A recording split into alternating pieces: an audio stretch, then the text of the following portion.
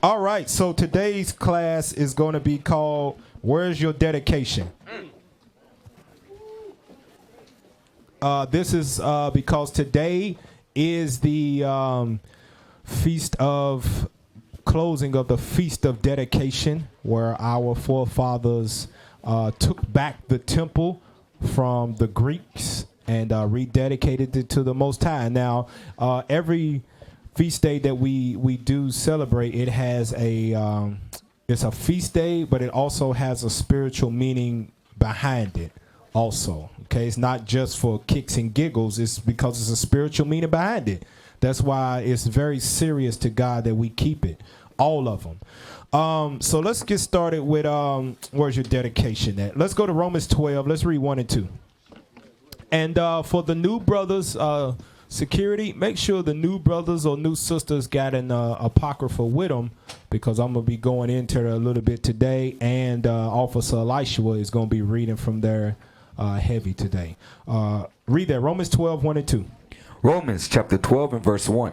I beseech you therefore, brethren, by the mercies of our God, that ye present your bodies a living sacrifice, holy, acceptable unto God. So go ahead. Which is your reasonable service. So understanding, once we come into the knowledge of this truth, now we have to curve our lifestyle, that we make sure it is acceptable to God. A lot of our people, we worship God. We think we worship God on according to His will, but it's really our own. It's acceptable to us, because how do we know this? You bring out laws. What do they start doing? Every excuse under the book. They go into the defense mechanism. They start relying on stuff that they done heard when they was a kid in the Christian church, but they don't even believe in the Bible or go to the church no more. Oh, well, you ain't got to do that. Christ did away with all the laws. When last time you been to church? Oh, man, it's been about 3, 4, 5, 10 years. Why you quote the Bible for then? You don't even go.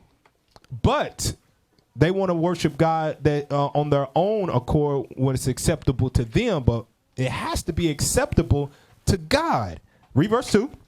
And be not conformed to this world, but be ye transformed by the renewing of your mind, that ye may prove what is that good and acceptable and perfect will of God. So when in our transformation of being changing our lives to be acceptable to God, we cannot conform to the pressures of the world that are around us.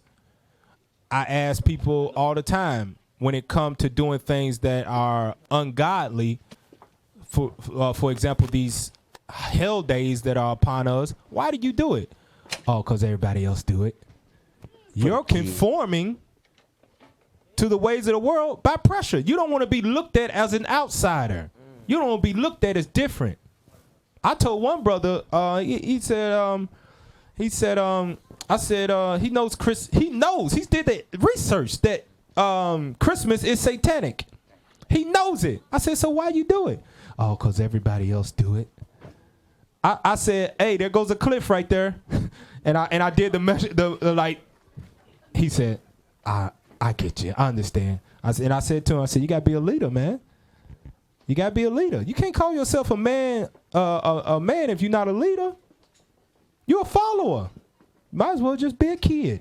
Hey, that's what kids do, right? I was just about to say that, because when we were in high school, you used to have people that tell you, you don't follow the crowd. That's what we call peer pressure. Mm-hmm. So you would allow, now you're a grown person. You're a grown person, and you're still falling victim to peer pressure? Wow, that's crazy. And the worst part of it is, too, that some people do it because they kids.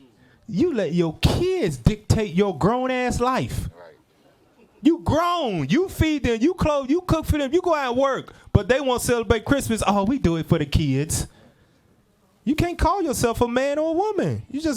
You're a grown person. You're a kid in a grown body. Feeling like you're not a good parent because you didn't celebrate Christmas. Right. So where's your dedication? So here's the main reason we can't conform. It got to be acceptable to God. Psalms 100, verse 3. Psalms 100, verse 3. Psalms chapter 100 and verse 3. Know ye that the Lord, he is God. It is he that have made us. It is what? It is he that have made us, and not we ourselves. So therefore, since he made us, we have to conform to his ways. We have to be acceptable to him. That's the only person that we truly got to please on this earth, in this body. When people talk about, I don't care what nobody say about me, cool. There's only one person you got to worry about there. It's God. What's he say about you? Oh, God know my heart. Yeah, he do. You're right. He got that in the Bible too. He said it's wicked as hell. Get that real quick. Jeremiah 17, ain't it? Show you. People say, I know God know my heart. Here's the precept you pull for him. Jeremiah chapter 17 and verse 9. The heart is deceitful above all things and desperately wicked. Yeah, God know your heart. Who can know it? Who can know that thing? You wicked as hell. So as I was saying, Psalms 100 verse 3, God made us. We got to conform to his ways. Got to be acceptable to him. We don't truly have any power over our life. You might think you do right now. You think you do, but you truly don't. Because none of you all can stop death. You don't know what day you leaving this earth. You ain't got no power over your life. Sirach 12 and 10. So understanding that he's in control, he made us, we have to do what he tells us to do. And the place that he told us everything to do is right here. It's in the book. It's in the book of the Lord. He ain't going to talk to you. Sisters, he ain't talking to you. God, I talk to God all the time when I pray. No, he's not. I have to say the sisters because it be the sisters that say it. You don't really see brothers be like, God, talk to me. It be the sisters. In the Bible where he talked to you. And he told you this. Read Sirach. This is in the Apocrypha for the new brothers and sisters. 12 and 10. Sirach chapter 12 and verse 10. Never trust thine enemy. That's what he told us to do. You never trust your enemies. Read on. For like as iron rusteth, so is his wickedness. So you never trust your enemy, especially when your soul is on the line. A lot of us have committed our way of life to believe in everything that was taught to us when we popped out. And all of that information you got comes from the people that oppressed you, that continue to oppress you. And you put your life in their hands. Oh, yeah, we celebrate this. Why? It's American. Oh, Lord. Why you do? Oh, we've been doing it forever. Especially when your soul is on the line, you never trust your enemy. Read on. Next verse. Though he humble himself and go crouching, yet take good heed and beware of him. And thou shalt be unto him as if thou hast wiped a looking glass. A looking glass is a mirror. You wipe off a mirror. Go ahead. And thou shalt know that his rust have not been altogether wiped away. You'll see the real him. So God's telling you never trust your enemy because what you see on the surface of him is not really what is behind him. He uses props, smoke and mirrors to deceive you. But you have to wipe off the glass to see the real him, to see what's behind the initial reason that it was presented to you. You got to understand that off top anyway, because it's your enemy in the first place. Your enemy does not have your best interest at heart. They will do things to set you up to destroy you because they don't like you in the first place. Their whole goal is to destroy you. Whether it be outright or it be passively over, or whether it be voluntarily by your own decision making. Mm-hmm. They'll present it to you and then step back and let you fall into the ditch. So let's see. Go to Proverbs 3:31. So you never trust them because it's never what it seems like. They will make what is wrong look right. Right. Christmas. Yeah. Thanksgiving. Who going to refuse all that food? Valentine's Day, birthdays, wedding rings, all of that, the cross on your neck. They will make what is wrong look good because they'll throw the glitz and the glamour, the holiday music on, and the orange pumpkin spice candle come out. And you be like, oh, this is the most wonderful time of the year. Wonderful time. All of that. Sounds zombified for real. Yeah. Read Proverbs 3:31. Proverbs chapter 3 and verse 31. Envy thou not the oppressor. Envy thou not the oppressor. And choose none of his ways. God said don't choose. So God says, now this is how precept upon precept. Hope your spiritual eyes and ears are open. God is telling you the person that oppresses you is your enemy. Okay, it's not rocket science out here, y'all. It's not rocket science. We know who historically has been oppressing us since we was in the womb in Rebecca's room fighting. They was trying to kill us then. They've been oppressing us since they popped out. That's the only reason God made them. That's why they're on the earth, is to whip you Negroes and niggettes into shape. Niggards. Let me say that. It's in the Bible. Niggards to whip you into shape when you get out of line. To make you want to come back to God. So God says choose none of his ways because they will lead you to destruction. It's your enemy. He's not doing it for your benefit. And here's one of the ways that he destroys us. Pull up the images from the Bristol Psalter. Now, these are images. I got it written down. These are images which are held in the British Museum. Now, this is why a lot of us, we don't truly understand who we are, especially new brothers and sisters coming in. Like you trying to feel your way through it. If you're going to do this for the rest of your life, it's because you don't truly know who you are. Because all your history's on the other side of the earth. And you're kept in a bubble here in America.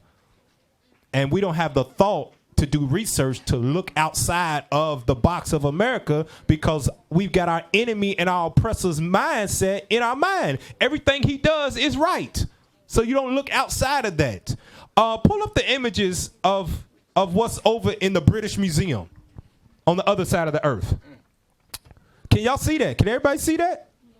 Now, this right here, our forefathers, when they was in ruling over Europe at this time, they painted images in the Bible to go along with the scriptures to help you to paint the picture in your mind. Our forefathers knew what they was doing. This is called the Psalter, the Bristol Psalters, which is really the book of Psalms. It's what it is. That in the middle is King David with all the musicians around him. Zoom in some so you can see the brothers that are behind him. They got harps. The scriptures talk about David having psalteries and harps all the time. So that's King David. This is in the British Museum over there in the United Kingdom in London. Go to the next one. This is David fighting Goliath. And that's the angel helping him throw that rock. Put nitro behind that rock. Yeah, put nitro behind that rock. That's them. That's the Philistines over there taking off running. After he did it, that's them taking off running. That's King David right there. Next one. Now zoom in on. This is what I was talking about where they painted pictures along with the words in the Bible. This is why brothers be like, images are graven images. You ain't supposed to have it up on the wall. Y'all worship. You don't even understand. You ain't did no research. Our ancestors did this all the time to bring the scriptures to life. That talking about images is about worshiping them, making that your God. Ain't nothing wrong with pictures to bring the words to life. We are visual people. Zoom in on it some more. Now it's written in Greek because it was during that time. All of these that you see around 1000 AD. AD doesn't mean after death. It means year of our Lord. Anno Domini. That's Greek for year of our Lord. So this is 1000 years after Christ changed time. That's a bad man right there. I'm going to tell you right there. That's a bad man. Time don't even start till I die. That's cold-blooded. But you see the pictures on the side to go along with the scriptures. So it was in our books that we did that. And the scriptures prove it too in 1 Maccabees. Go to the next one. Yeah, real quick. Yeah, go ahead. That David picture before that. Go back to Go back 2 of them. 2 pictures. Not that one. One more. Yeah, one more. right. What nationality was the Philistines? Who was their forefather? Ham. They was Africans, right? Yeah. David is darker in this picture, darker than an African. So that goes against that David was a white man. Yeah.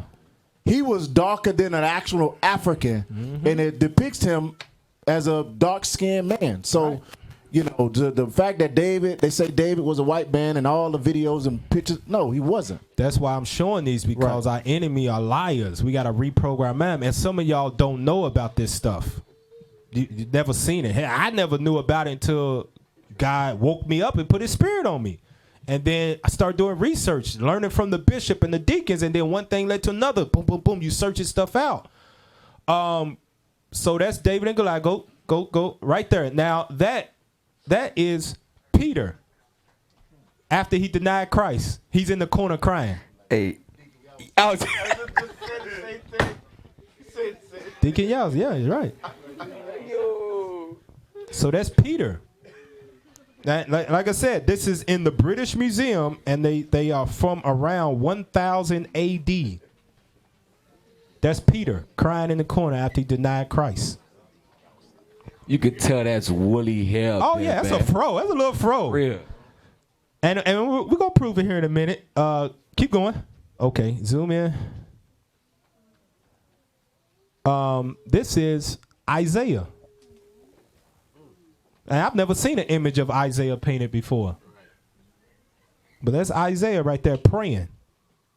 They said behind him is to represent darkness in the night, and in front of him is light. Now remember, this is 1000 AD, so it's around the time when we ruled Europe. So we dress in that manner, the same way Negroes dress with a suit and tie on now. It's just the times that are upon us, that the way you dress. So that's Isaiah right there praying. Next one. And I'll post all of these on Telegram so you can see them. This right here. Northern Kingdom, you in there too, baby. That's Joseph being sold off by his 11 other brothers. Man, he look like Hosea. Yep. Look just like little Hosea. That's Officer Leon's son. But there's Joseph right there in the middle, and that's the tribes, the brothers, back there selling him off to the Ishmaelite right there. So for those that, Northern Kingdom, they ain't Israelite, they ain't black. Yeah, that's they forefather. That's the father of the Hispanics and Native. That's it right there, the Hispanics right there. Primarily Ephraim and Manasseh, Cubans and Puerto Ricans. But that goes into the breaking of the understanding of the lack of identity that we have in our history. When we're taught in history classes, whether it be in the HBCUs or in these high schools, we're taught that our history begins with slavery. But the unfortunate thing is, when we actually start going outside of what they were teaching us in the curriculums that they've given us, and we start actually digging, we start seeing the truth for what it really is. We have such a rich history that there's too much evidence to prove that we are the Israelites. There's too much evidence out there that to deny the fact that we are the ones that are written about in these scriptures. Yeah, so it behooves brothers and sisters to really go into these scriptures and really make sure that you immerse yourself in this history, because it is your history. And a lot of times we kind of just like read it for just, like how we were reading it in the church, just like a novel, just to get some good feel good out of it. Nah, this is what we went through. This is what our forefathers went through, so that now in this day and age, when we go through it again, we'll have the same faith as they did to be able to go through the trials and the different tribulations that we face in order for us to get the kingdom that's been promised to us in these scriptures. That's why they made sure that they put pictures so that you can see what was happening to them. You could see Daniel in the lion's den. Yeah. You could see Christ on the cross. You could see David fighting against Goliath. You could see it. Therefore, being that you can see it, you can say, excuse me, you can see that, okay, that kind of faith, I can have that faith because these were my forefathers. This is directly linked to me. Okay, so this is Saul. That is Saul, first king of Israel, talking to I forget the name of him. It's on the bottom. Zoom out some. It says 2 Ziphites before King Saul from the Bristol Psalter circa 1000 AD. British Museum. Next picture. It's Benjamin, y'all. So this is David in the cave. You know when he was running from Saul, right? So this is the Bristol Psalter 1050. David in the cave of Adullam. Yep, got him. They almost look like little locks, but that's him in the cave. You can read about this stuff. You read the history. You know that David was running from Saul, and he cut off the bottom of, it says, his skirt, which is his long garment, in the cave. Next one.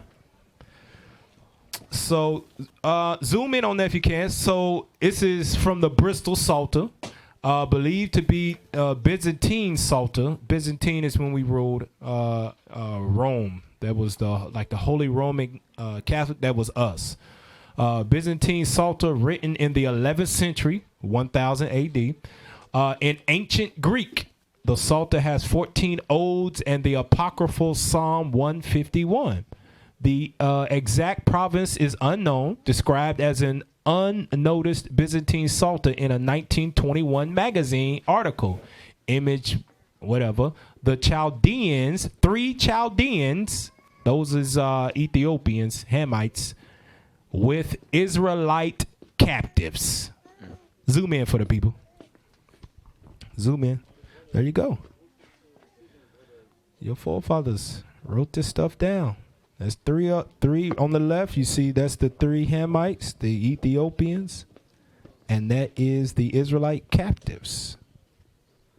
Okay, so go to the book, The Icon. Pull that image up so everybody can see it. So I'll write these books down when you get them. The Icon. It's the next picture right after. Okay, so you can look at this on Amazon, wherever you can try to buy it, but it's called The Icon, and it's got a bunch of different images in it. So let's show you a few of the images that are in the book of The Icon. Go ahead. Next one.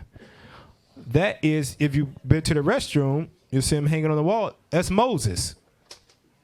That's in their book. That's Moses. Levi. There's Levi right there. Dark as all get out. That garment is beast. That's Moses now. Now, I want you to remember that image of Moses. Remember that. Go to the next one. Is that like scriptures on the cape? Zoom in. That is King David. Oh my goodness. This is in that book, The Icon. This, you want to hide anything from a Negro, put it where? In a book. In a book. You see the size of that? You see the size of that book? That's because the kings had to literally write out the Bible. Right. That was a commandment from God for every king to make sure he stayed in the spirit. He had to write out the whole Bible. And that thing got pictures in it too. So that's King David right there. Dark is all outdoors, right? Next one. If that was David, what was his son's name? Solomon. That's King Solomon. This is all in that book. This is King Solomon. I think I might have, I don't know if I wrote it down on the picture. I'm going to try to give you the details of where it is so you don't think I'm just throwing nothing. What does it say up under that? Source Museo dell'Opera del Duomo, 14th century, Siena, Italy. 14th century, Siena, Italy. That's where it's at. This is over in Italy, in a museum. Next one. All right, zoom in on that one. 14th century Moscow, Russia. 14th century Moscow. So it's the 1300s. Moscow, Russia. They got images of black people. And this is in the middle at the top. That's Abraham. And then that's on Abraham's right, which is our left. That is Isaac with the long beard. That's Isaac. And then to the right of him is Jacob. And all of those are the 12 tribes sitting in their laps. That's in Russia right now. Israelites. Abraham, Isaac, and Jacob. Next one. Now, this is what happens. This is why God said, don't trust your enemies. Zoom in on it. Zoom in. So on the left, this is the crucifixion. This is Christ, the disciples, and all the other Israelites. But once your enemy came into power, he began to oppress you. He knew, I got to change their mind, change the images. There you go. That's where we are today. That's why we ask, what color is Christ? Majority of people say, especially kids, oh, he white. The images have been pushed into their mind. And as soon as you tell him he's black and show him, it doesn't matter. Yep. But that's literally what they did right there. You can see taking him off the cross, laying him in the coffin, the burial right there. Everybody in that picture is dark. That after picture, that is literally an act of war. Mm-hmm. That is an act of war. Go to the next one. Zoom in on that. So this is Christ once he went up in his majesty, sat on the right hand of God. You see all the angels is black. Christ black as all outdoors. All the disciples looking up at him go up. He's black as that. The angels are black. And the same image. The same image. It's like I said, don't trust them, y'all. You just wipe off that film that's in front of them and look behind them. You'll see it's evil. What you got, Ari? What you got? The picture on the left is in one of my school books. Oh, yeah? Yep. Is it dark like that or is it light? Dark like that. Same that's picture. Good. Go to the next one. Now, who is that, y'all? Y'all remember? I said, remember that picture of Moses, right? That's them repainting Moses. That is them. Once they got hold of your records, they repainted Moses, and that's what. Go back to click a few back so you can see the original image of Moses. Next one, that's David. Boom. Zoom in.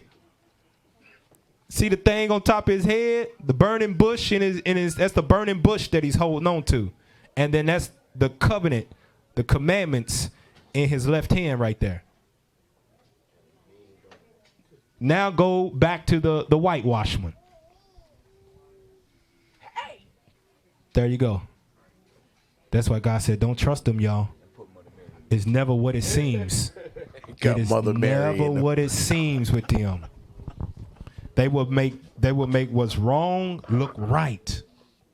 Okay, go to Deuteronomy 33:29. So I hope that some of you all that you really ain't never seen the images, you just read the scripture, I hope that builds some of your faith. I got all of these saved on my computer. I got hundreds of them pictures backed up 2-3 times to make sure. Deuteronomy 33:29. Deuteronomy chapter 33 and verse 29. Happy art thou, O Israel, because the truth will be revealed to us in due time. Go ahead. Who is like unto thee, O people saved by the Lord, the shield of thy help, and who is the sword of thy excellency? And thine enemies shall be found liars unto thee. Our enemies shall be found liars, because God will reveal the truth of everything on the earth for our sake. It ain't for nobody else, because the rest of the world don't know. They don't care. The only reason the truth is being revealed is for us to come back to God, to get ourselves right. Now, here's a question. When do they start lying? Let's see. Mike. When do they start lying? Every time they come into power. Go to Psalms 58:3. It's way before that, buddy. Let me show you. Psalms 58 and 3. Psalms chapter 58 and verse 3. Uh-huh. The wicked are estranged from the womb. The wicked. Go ahead. Are estranged from the womb. From the womb. They go astray as soon as they be born. As soon as they born, they doing what? Speaking lies. As soon as they born, they lying. God says, soon as they born, they be lying. Your enemies are liars. When they start saying, that's a lie. It's a lie. Guys, whatever language, baby language that is, he's lying to you right now. He's lying. God says, soon as they are born, they are liars. That's what God says. And once they come into power, they manifest the lies that they've been having in their spirit since they was born, repainting all the images of our ancestors to look like them. That's why I said, give me 1 Maccabees 3:48 to show you that what they did with that, it was given. That's what they've been doing from the jump. Read that. 1 Maccabees chapter 3 and verse 48. And laid open the book of the law. Book of the law, another name, the name for it today is the Bible. But it was always known as the book of the law because it's full of laws from the beginning to the end. Thou shalt not. Read on. Wherein the heathen had sought to paint the likeness of their images. Now, in order for them, the heathen, the other nations, primarily the Caucasian man, to go in there and paint the images of himself, that means that it was already images in the book. And he saw them and he said, you know what? Let's rebrand that to look like us. So they will be more inclined to believe us no matter what we do to them, what we tell them, because they'll think we the people of God. Because all the images going to pop up looking like us instead of them. Yeah, so. Now, some of the oldest Bibles, it wasn't just words like how we have. Like in the beginning of the pages, it'll have a drawing, some sort of illustration as to what the chapter is about to be about. It has an illustration, and in those illustrations, you saw black images. Yep. Some of the oldest Bibles, not just words. Go to Colossians 2 and 8. So they are born liars. Now, this is why I said, where's your dedication? I'm revealing stuff to you, the lies that they have pushed on us since all of us been born and since before we was born. These are lies that they pushed on us. So now you have to ask yourself, well, where's your dedication going to lie in? Is it going to lie in what the lies that I know that they've been giving me, or am I going to follow the truth of God? Am I going to dedicate my life to God? Give me Colossians 2 and 8. Colossians chapter 2 and verse 8. Beware lest any man spoil you through philosophy and vain deceit. Now, Paul couldn't come out and say the Romans are going to spoil, they're going to ruin you through philosophy and vain lies. He couldn't come out and say that because they was in power. There was no law written in the Roman Constitution or the Greek Constitution, freedom of speech. That wasn't on the face of the earth. Yeah, you spoke against the Roman Empire. That would be considered treason. Yep. They would kill you. So he had to write words in code. The they is talking about them that repainted your images, like it read back in 1 Maccabees 3 and 48. Read on. Beware lest any man spoil you through philosophy and vain deceit, after the tradition of men, after the rudiments of the world, and not after Christ. So they're going to make up things that are after the world. They're going to get these from other sources in the world, which really don't have anything to do with Christ, but the philosophy that they have behind it, they're going to make you think that it is all good. This is where it comes from. I should be doing, this is right. Pull up the next video of the unexpected origins. And here's one of the things that Paul said in so many words he was warning us about not to follow. The unexpected origins video. Of Americans celebrate Christmas in one way or another, according to the Pew Research Center.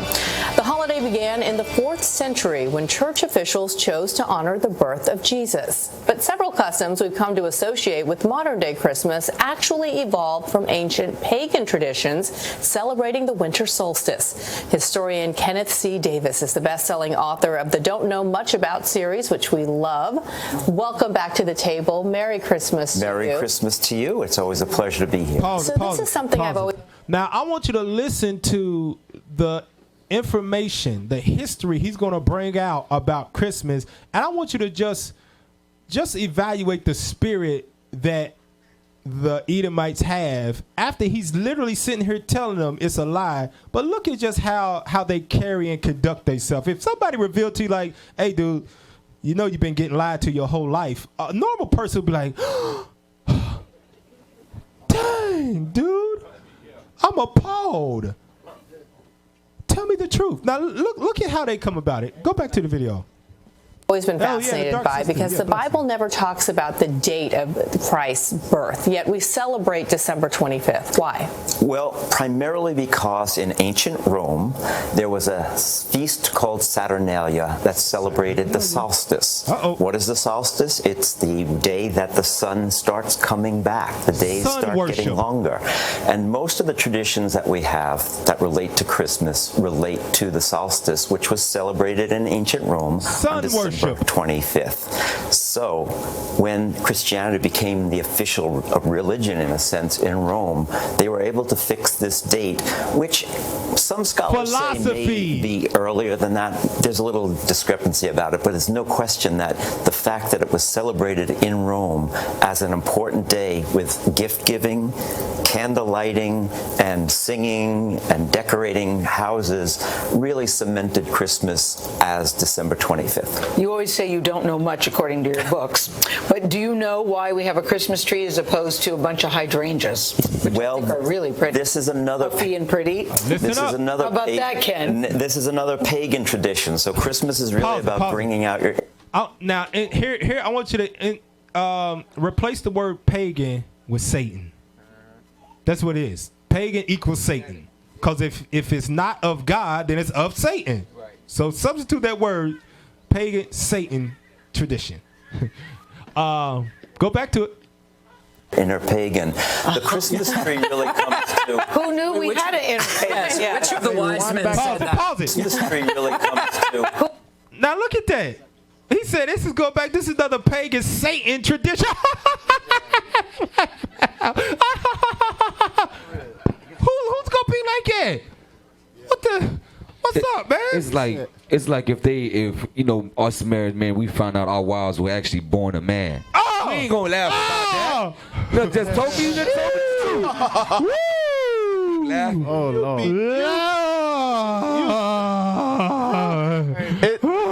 Listen. It might come to the fact that I might have to go to jail we go to jail. That day. All of us going to jail. That day. But you see how they just throw Satan out there and they're like, oh, that ain't nothing to play with. Rewind it back about 10 seconds because we kind of miss a part that what he said. Go ahead. Why we have a Christmas tree as opposed to a bunch of hydrangeas, which I think are really pretty. This is another puffy and pretty. This is another. How about that, Ken? This is another pagan tradition. So Christmas is really about bringing out your inner pagan. The Christmas tree pause it. Oh snap! Whoa! And they started laughing. Snap! It's about bringing out your inner Satan. They started laughing. Damn! I didn't peep that. Christmas is about bringing out your inner pagan. Your inner Satan. Wow. And he's correct about that because it's all about covetousness. Right. Idolatry. That's the stuff and that's what Satan wants you to do, to put those things above God. Bring out your inner Satan. Dang, that's run it back a little bit more. I want to see that again. Bring it out. Play that a third time. Know why we have a Christmas tree as opposed to a bunch of hydrangeas, which I think are really pretty. This is another puffy and pretty. This is another. How about that, Ken? This is another pagan tradition. So Christmas is really about bringing out your inner pagan. The Christmas tree really comes to. Who knew we had an inner pagan? Yeah. Which of the wise men said that? I can't remember. Well, it's like Halloween and a lot of other things we do. These all predate Christianity. But in the Norse world, Germany, the Scandinavian countries, where winter was really serious and the solstice was really an important idea, they celebrated the return of life by celebrating an evergreen tree. When Christianity came in, they started to use the evergreen tree, the pagan symbol, as a symbol of the tree of paradise. And they started to hang an apple on it. So little red balls on green trees. Oh, that's the ornaments. Here. That's where the idea for ornaments. So all of these things really celebrate the idea that light and life are coming back into the world. What is that called? What is that called? What did he just describe to you? Because he just said none of his stuff got to do with God. But then he started naming off stuff. He said all of these are to symbolize. What is it, brother? Stand up. It's a word that Paul just said. Philosophy. Oh, they hung apples on it. Oh, but all of this is really symbolizing the day that life and all of this starts coming back. That's philosophy. It ain't got nothing to do with God or Christ. Go back. Let it play out.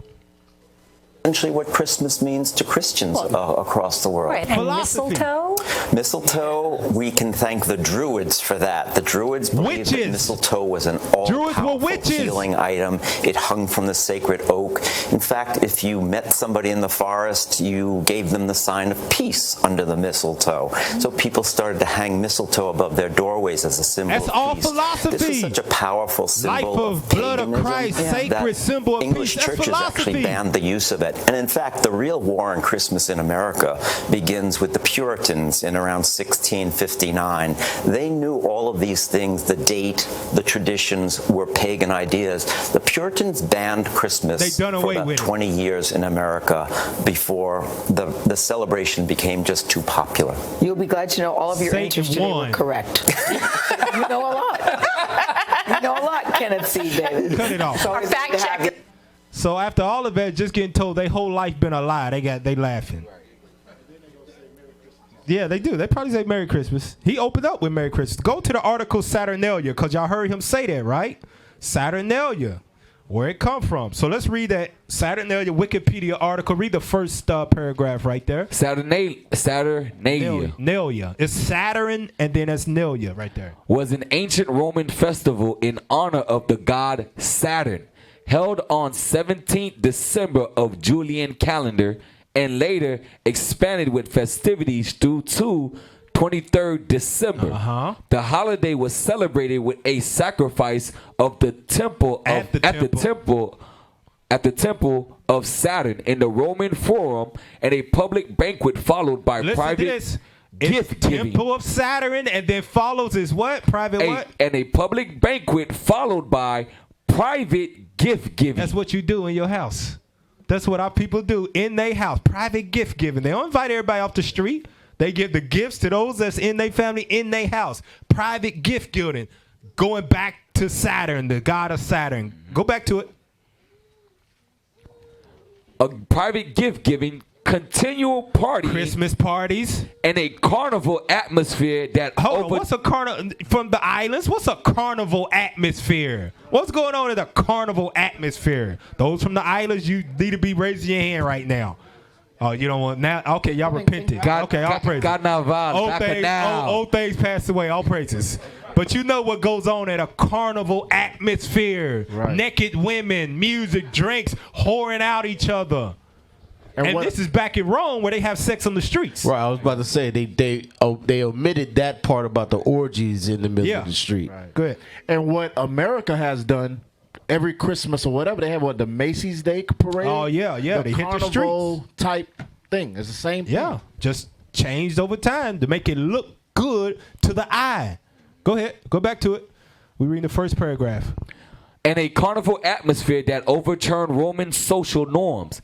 Gambling was permitted, and masters provided table service for their slaves, as it was seen as a time of liberty for both slaves and freedmen alike. A common custom was the election of a king of the Saturnalia, who would give orders to people which were to be followed and preside over the merrymaking. The gift exchanged were usually gag gifts or small figurines made of wax or pottery known as cigarilla.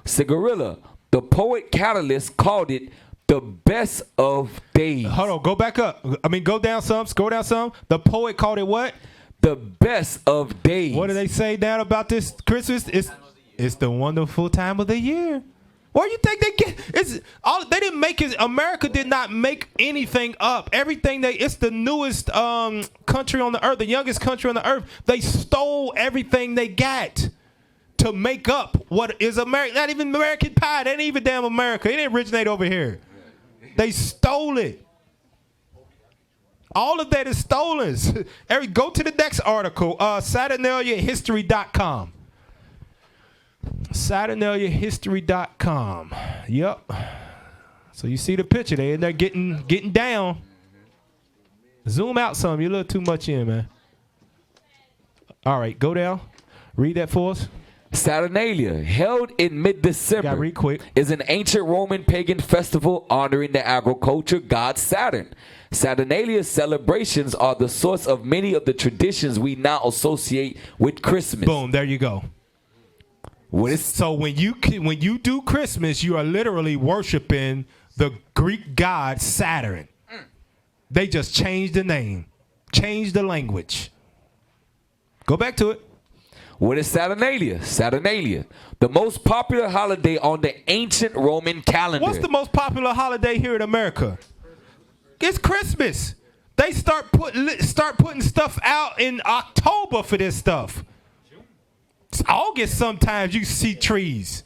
It's the most popular time. Go back to it. Derived from older farming related rituals of midwinter and the winter solstice, especially the practice of offering gifts or sacrifices to the gods during the winter sowing season. So you offering gifts to the gods. Go ahead, read that. The pagan celebration of Saturn, the Roman god of agriculture. All right, let's skip that and go down to the next part. How the Romans celebrated it. How the Romans celebrated Saturnalia.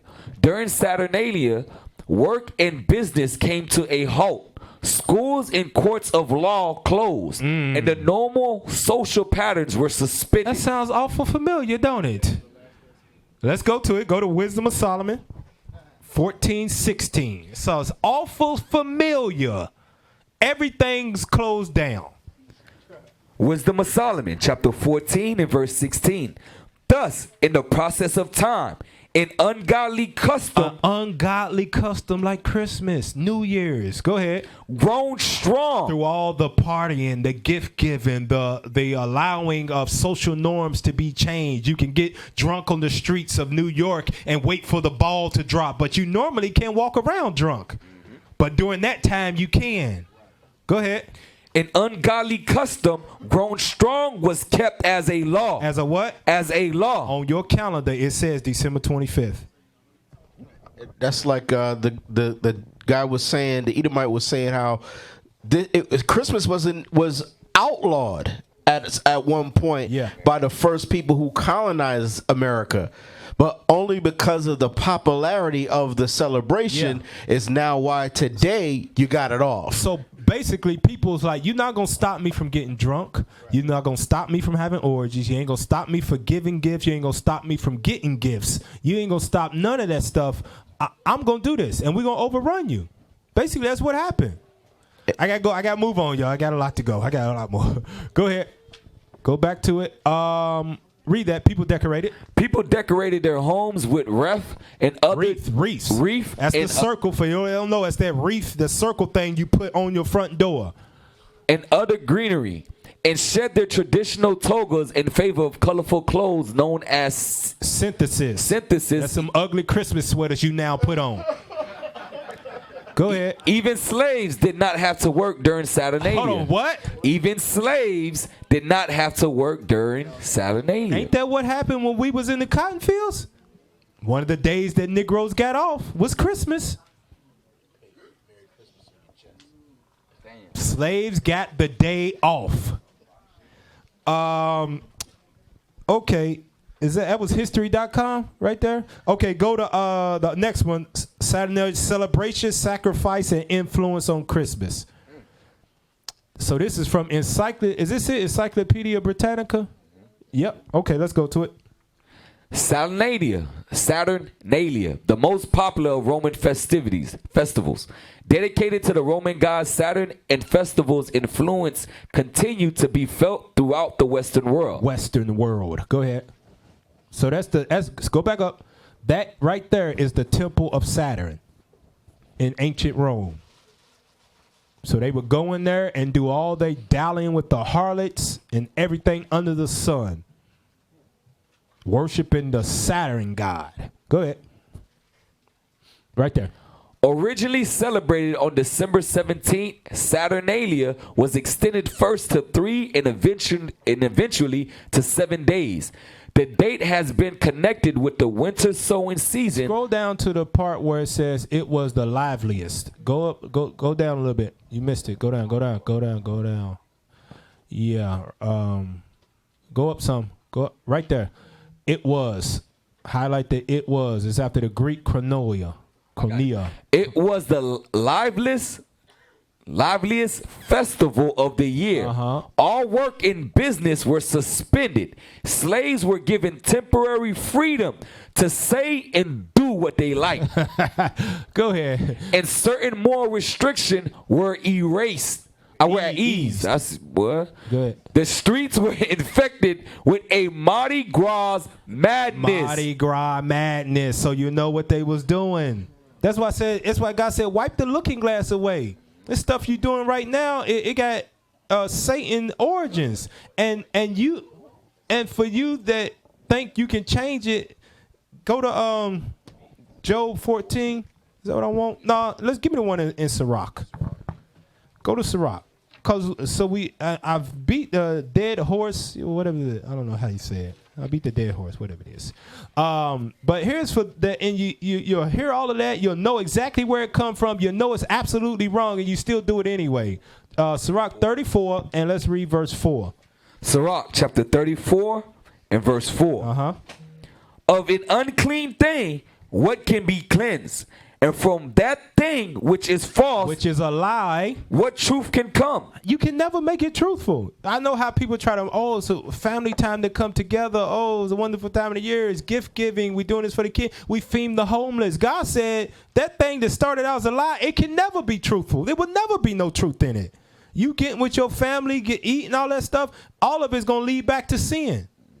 It'll never be no truth in that thing because he didn't ordain it. Now, let's see. Go to the article of why Christmas is celebrated on the 25th. Why is it truly ungodly, though? Why is it truly ungodly? Go to that. So zoom in on that and just read the title and then read the first line.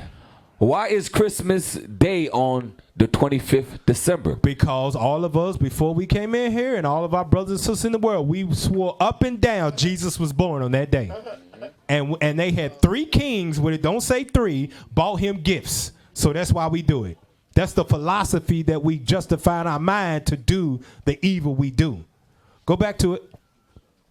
Christmas is celebrated to remember the birth of Jesus Christ, who Christians believe is the Son of God. Now stop right there and jump down to the next part that says the date of Christmas. The date of Christmas. No one knows the real birthday of Jesus. How the hell you gonna celebrate it then? Go back up to the top. Christmas is celebrated to remember the birth of Jesus Christ. Now go back down. No one knows the real birthday of Jesus. This is crazy. You literally got to let Satan rule you, and you got to be stupid to continue in the stuff after you know the truth.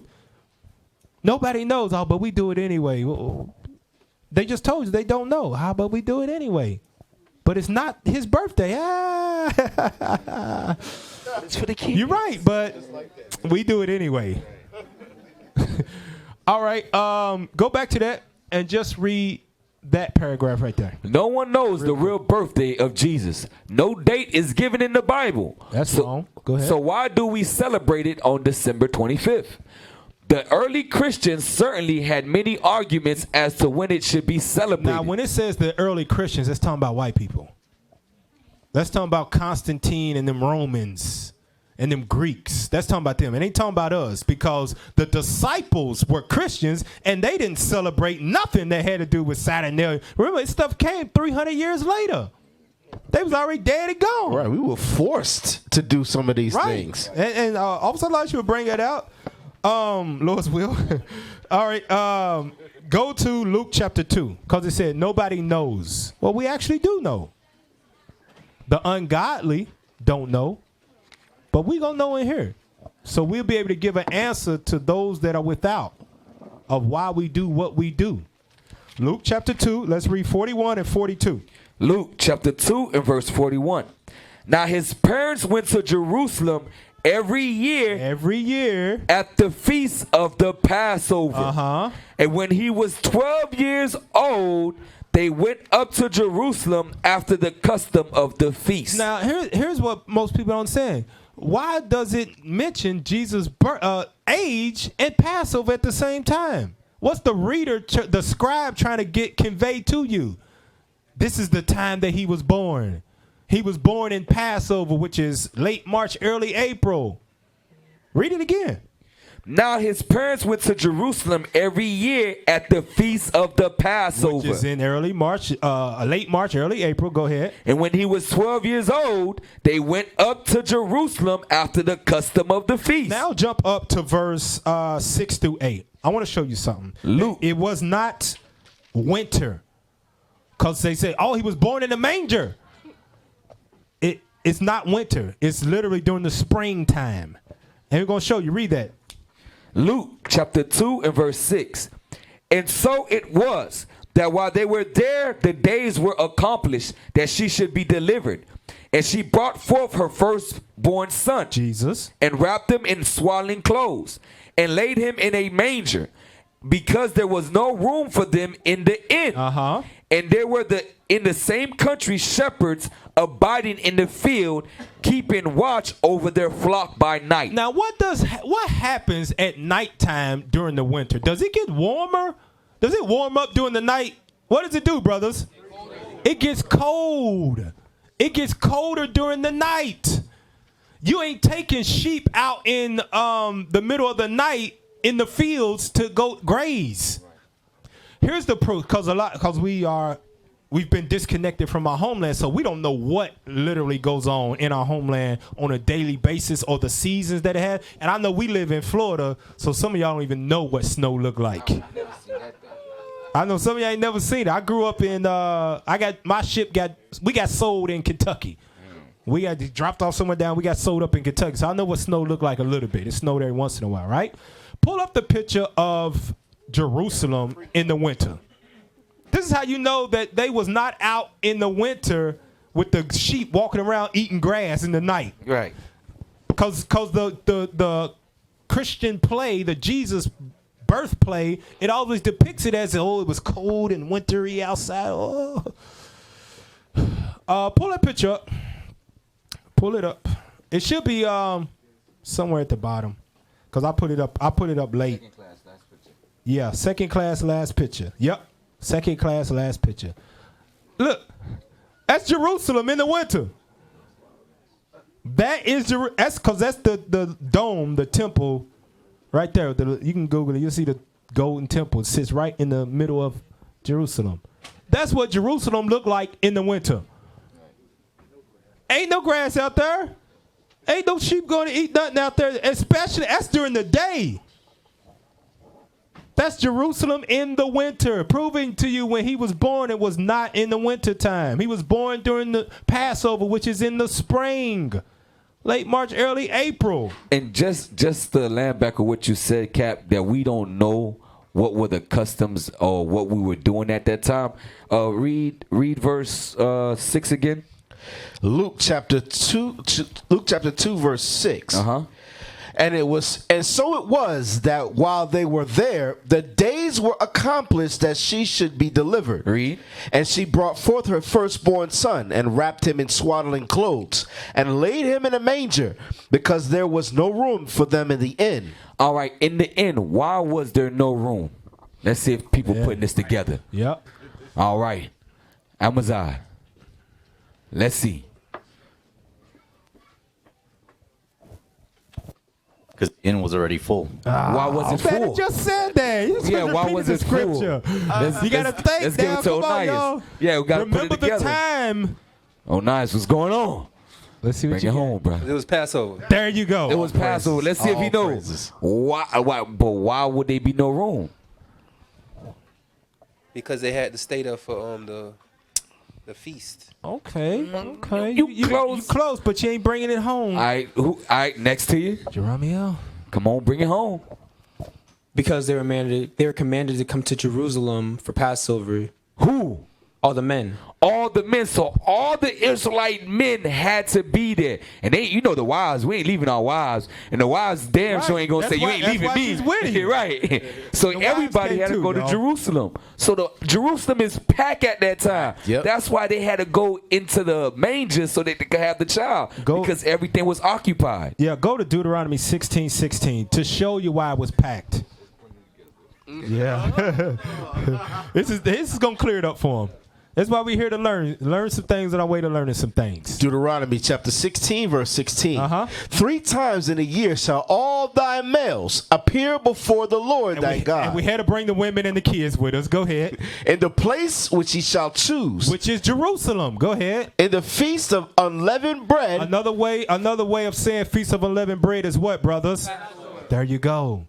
Everybody had to come back. That's why when you read in the book of Acts, and you got Pentecost, Acts chapter 2 is Pentecost. They had stayed there because they came for Passover. 50 days later was going to be Pentecost. That's why I said it was Jews from under every part of heaven. All of us came back. That's why Caesar said, you know what, them Jews coming back? Go back to Luke 2. Yeah. Luke 2 and verse 5. Luke 2, verse 5. To be taxed with Mary, his espoused wife, being great with child. Joseph had to be taxed because all the Jews at this time of the year during Passover all came back to Jerusalem. Those that could come back, that could afford it. That's why the inn was packed. It was full. It was during the spring, Passover. Late March, early April. Never had nothing to do with no winter, December 25th. Right. It was cold. Here's a proof. Go to Jeremiah 36:22. Here's some more to show you how our fathers, when it got cold, we want, we learning some things the way to learn some things. You know, it wasn't like we walked around in T-shirts all year round. We got some common sense when we choose to use it as a people. Read that. Jeremiah chapter 36 and verse 22. Now the king sat in the winter house. He sat where? In the winter house. Pull back up that picture of Jerusalem. Pull it up. Stay with me, y'all. Pull it up. Picture. Where that? Yeah. That's why he was in the winter house. That's what it looked like in Jerusalem in the winter. Read it. Read the scripture. Now the king sat in the winter house in the 9th month. And there was a fire on the hearth burning before him. Because it was cold. In the winter, it was cold, y'all. Cold. All right, here's some more proof. 1 Chronicles 11:22. So what we're dispelling right now is that he wasn't born in the winter time. It was cold. It snowed. In the book of Maccabees, it calls it the mean season. Why I call it mean? That wind hit you in the right way, but woo. You know, it cut you. We got an old saying. You know, if you're a man, you know what that old saying is. It bring the thing out of you. You know what I'm talking about. Woo! 1 Chronicles 11:22. 1 Chronicles chapter 11 verse 22. Benaniah, the son of Jehoiada, the son of a valiant man of Kabziel, who had done many acts, he slew 2 lion-like men of Moab. Also, he went down and slew a lion in a pit in a snowy day. On a what? In a snowy day. So our forefathers were well acquainted with snow. It ain't summer all year round over there. They go through the 4 seasons. It snows in Jerusalem.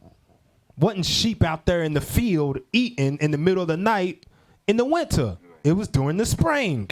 All right, go to the book of the Antichrist. Now, we know this.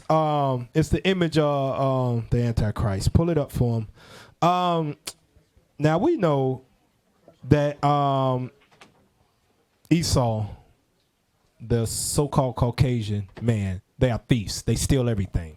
We know that. So Christmas ain't even native to them. They didn't come up with that. The Greeks and the Romans didn't come up with it. They named it Saturnalia according to their own language, but they didn't come up with that. So this is a book. Pull back up the book. It's called The Antichrist 666, Book 1 by William Sutton. Right? This is by him. And let's show what he has in the book. Go to that.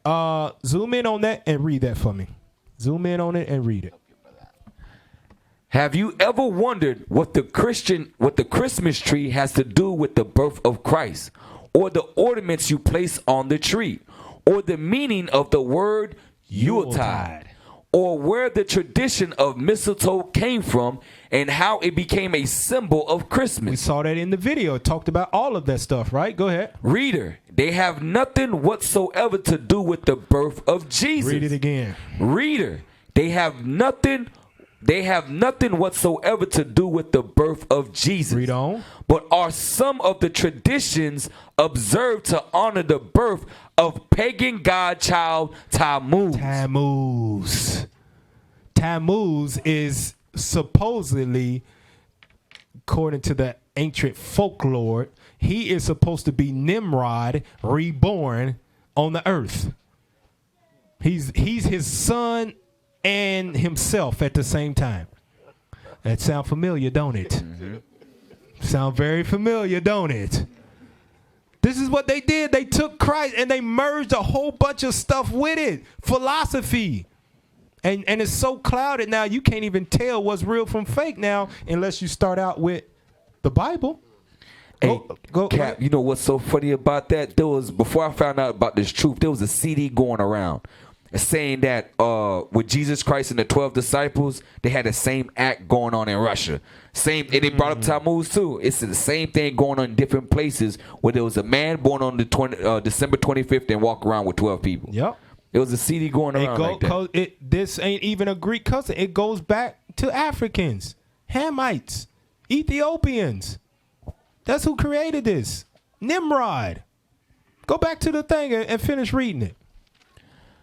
There is not one single scripture evidence that support the birth of Christ as being December 25th. It's not one. And I offered the dude that some brothers I work with, I said, I give you all the money in the world if you can ever show me that. Just, they give you that little dumb and walk off. It's not there at all. Go ahead. But history says December 25th was kept thousands of years before the birth of Jesus in honor of the pagan Messiah. The pagan Messiah. Go to Jeremiah 10. It said it was kept thousands of years before he even showed up. And here's where it is. Jeremiah chapter 10 and verse 1. I don't know. I want to make sure everybody get this so they can see it with their own eyes. They can hear it. They can read it. And it goes into the mind and gets implanted and stays there so you never deal with the stuff ever again. Go ahead. Highlight it. Jeremiah chapter 10 and verse 1. Hear ye the word which the Lord speaketh unto you, O house of Israel. Yep. Thus saith the Lord, learn not the way of the heathen. Paul warned us that way in during the time of when Rome ruled. Mm-hmm. He warned us again. He said, beware. Let somebody spoil you through philosophy and vain deceit. He's talking about the heathen. He's talking about the other nations. Because they don't have a true history, so they'll mumble stuff up that they got from the Africans that ruled first, and then they'll just change the name and make it their own. I seen something on Facebook, a post where somebody said, it's crazy how religion all got different gods, but the same devil. I said, damn, that's a cut. Damn. I said, wow, that's a cut right there. They all got the same devil. Yep. Satan is all the same devil, but they all got, you got Krishna, you got Allah, you got Buddha, all of got different gods, but you got the same devil. That lets you know it's made up. It's made up. They made it all up. Go ahead.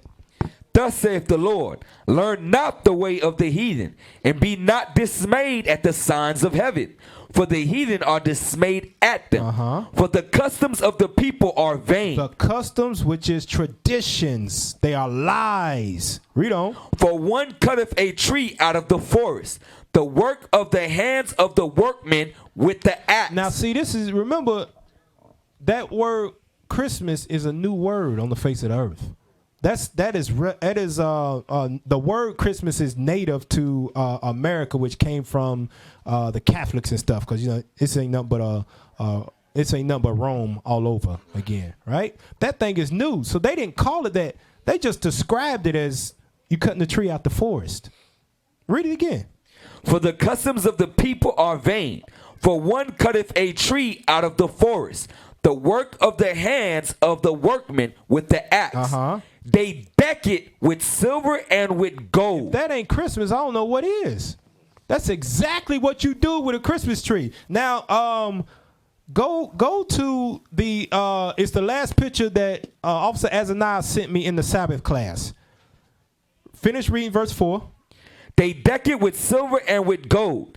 They fasten it with nails and with hammers that it move not. Now go to that what he just posted. Zoom in on it. Zoom in on it for us, and let's get some history of what the Xmas trees. Xmas trees. Okay, this is charged. Go ahead. It was an early Babylonian custom. That's Hamites. That's Africans.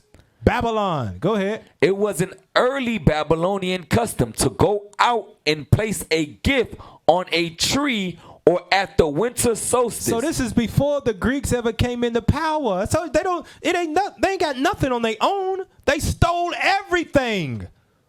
Their whole existence, the land that they live, it's all stolen. By the time Esau showed up on the earth was populated and everything was taken. Besides this side, and then God said, I'm going to send Northern Kingdom on this side, and then they came over here and stole this. That's still your heritage, too. Go ahead. Go back to it. And place a gift on a tree at the winter solstice, December 25th, as an offering to Tammuz / Nimrod, who was after his death believed to be the sun. In ancient Babylon, these gifts were placed in the groves on the winter solstice. Scroll down. The Christmas trees represented Nimrod to the ancient sun worshippers. That's what you're doing when you bring a tree in your house. You're worshiping Nimrod. And you know how you worship him? You don't stand up. Look, I'm tell you this how you work. You don't stand up and get the gifts and start unwrapping them. You go, all you little kids, you go right in there and you do what? Get on your knees. Yep. Right in front of the tree and open up your gifts. You bow down, you worshiping them. Go ahead. Go back to it.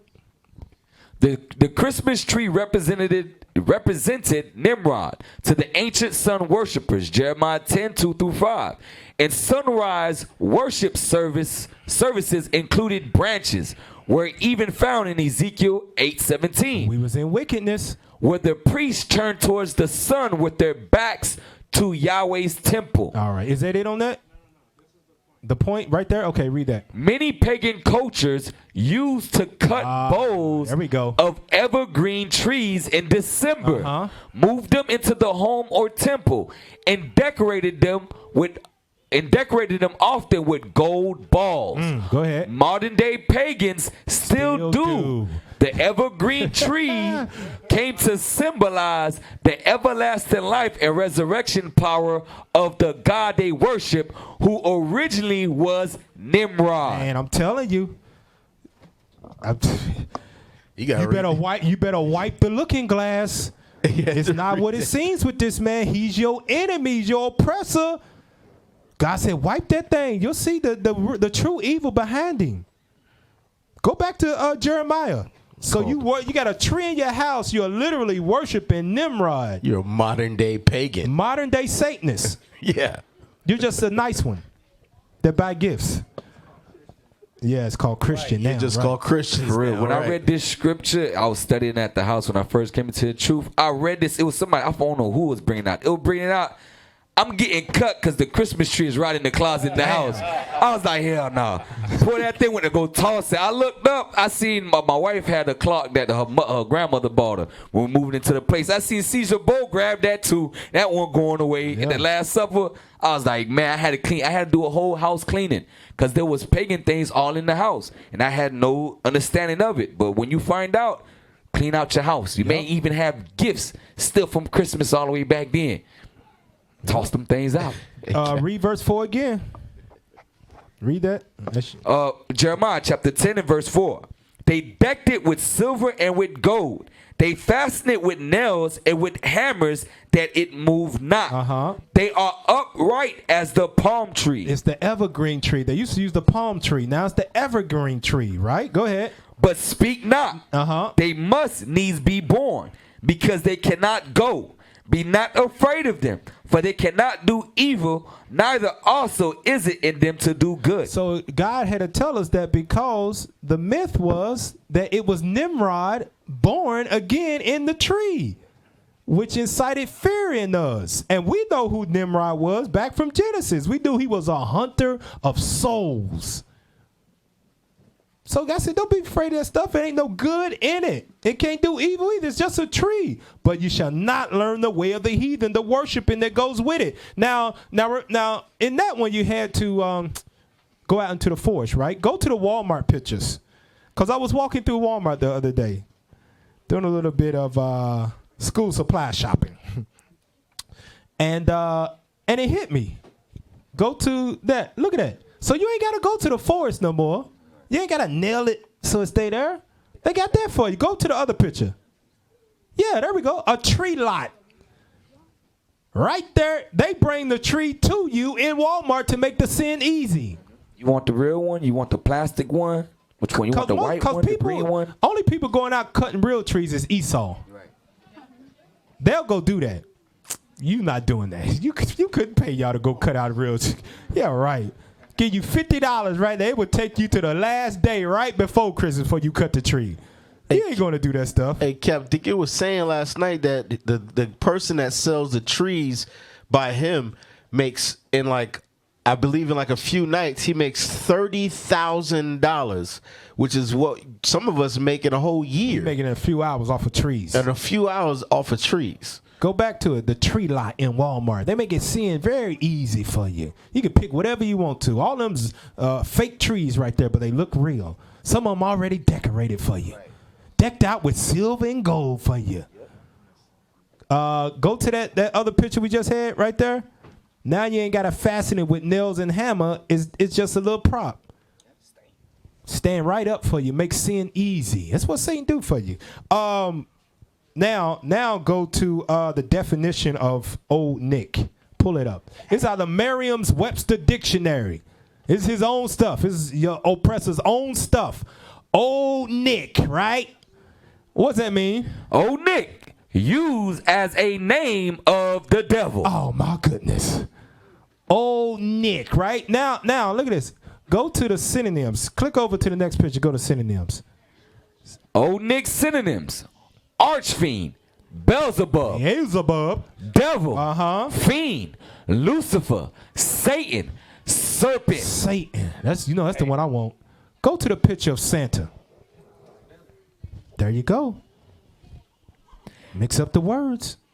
And you know that looking glass, because they throw this in our face, right? Y'all ever seen the movie Lil Nicky with Adam Sandler? What was Lil Nicky? He was the son of what? Of the devil. They know. Old Nick. Go pull it back up so they can see it. Ain't no added words to that. That's literally what it means. Just switch the words around. And they call him old what? Old Saint Nick. Old devil you. That's what you want sliding down your chimney. The devil. Right. That's what I said. It you got to think of this stuff. Why you put him in a red suit? You could put him in any color. You could have made him match the Christmas tree. You could have put him in a nice little color. You chose to do red for a reason. Go to the image of the Merriam-Webster's High School Dictionary. So this is high school dictionary. It's your kids, right? Go to what the definition says in there. Old Nick, devil. It's in the books too. It's in the dictionary. Old Saint Nick. Go to 1 Corinthians 10, 20 and 21. 1 Corinthians chapter 10 and verse 20. But I say that the things which the Gentiles sacrifice. The Gentiles be the other nations. Go ahead. They sacrifice to devils. To who? To devils. They sacrifice it to the devil. Go ahead. And not to God. And I would not that ye should have fellowship with devils. You should not be partaking in anything that got to do with Christmas. Because it's going back to the devil. Go ahead. Ye cannot drink the cup of the Lord. You can't say, I believe in God. And the cup of the devil. And you doing stuff that's after the devil. You a liar. Straight up. You're a liar if you say that. Anything that is outside of Leviticus 23 that God told you to keep, or in Maccabees he told you to keep, you do it. You're a liar. Read it again. Ye cannot drink the cup of the Lord and the cup of devils. Ye cannot be partakers of the Lord's table and of the table of devils. You can't keep Christmas. You can't come to the Sabbath and then go to church on Sunday. You can't keep Christmas and you can't keep Passover.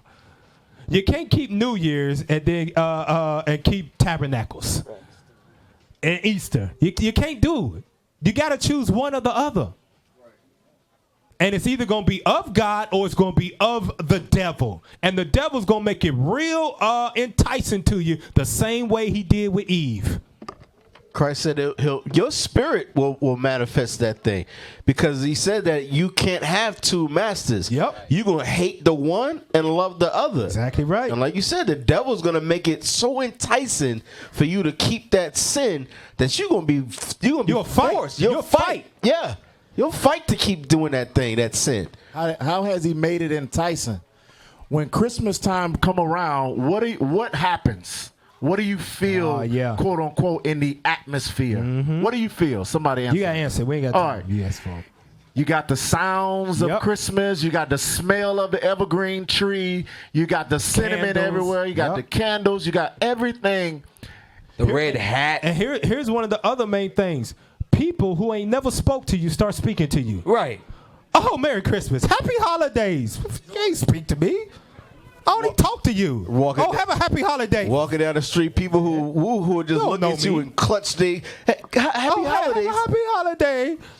And Merry Christmas and a Happy New Year to you. Get the face. That's making it enticing to you. You want to partake in it, but you can't do both. You cannot do both. Go to Jeremiah 2:32. Oh yeah. Jeremiah 2:32. And this is what happens when you try to be of God and you be of the devil. You say, "Oh, I know I'm Israel," but you still be doing you conforming to the world. Read that. Jeremiah chapter 2 verse 32. Can a maid forget her ornaments, or a bride her attire?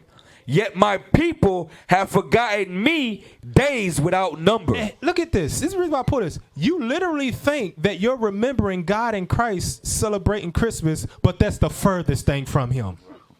It's the furthest thing from him. God said, my people forgot me days without number. They don't even know when my son was born, around the time he was born. They don't even know how to worship me. They make up their own vain traditions. You don't know me at all. They have forgotten me days with God. Can't even keep up with the time of how long it's been since you forgot him. Read the next verse. Why trimmest thou thy way to seek love? There you go. That's conforming. Right. That's what conforming is. You trim your ways. You know it's wrong, but you still do it anyway, just so you don't ruffle the feathers with nobody around you. You still want to be seen as the good son, the good daughter. Oh, it's my mama. Oh, that's my grandma, man. I mean, come on. You asking a lot. The Christmas part, that's a family tradition. It's family day. You trim your ways to seek love. You trim your ways to seek the love of man, but won't do it to seek the love of God. Right. Trim your ways to seek the love of God. Trim the evil from your life to seek the love of God in Christ instead of man.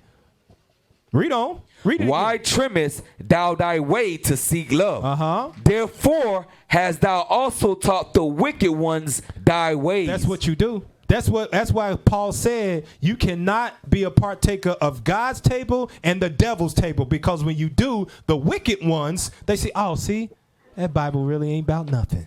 He ain't really changed. Yeah, he know a little something. She know a little something, but she ain't about nothing. Wait till Christmas come around. I know her favorite thing is some apple cinnamon pie, and I'm going to make it for them. Wow. Oh, I know they love that eggnog, and I'm going to have it spiked for them. Oh, when they get that.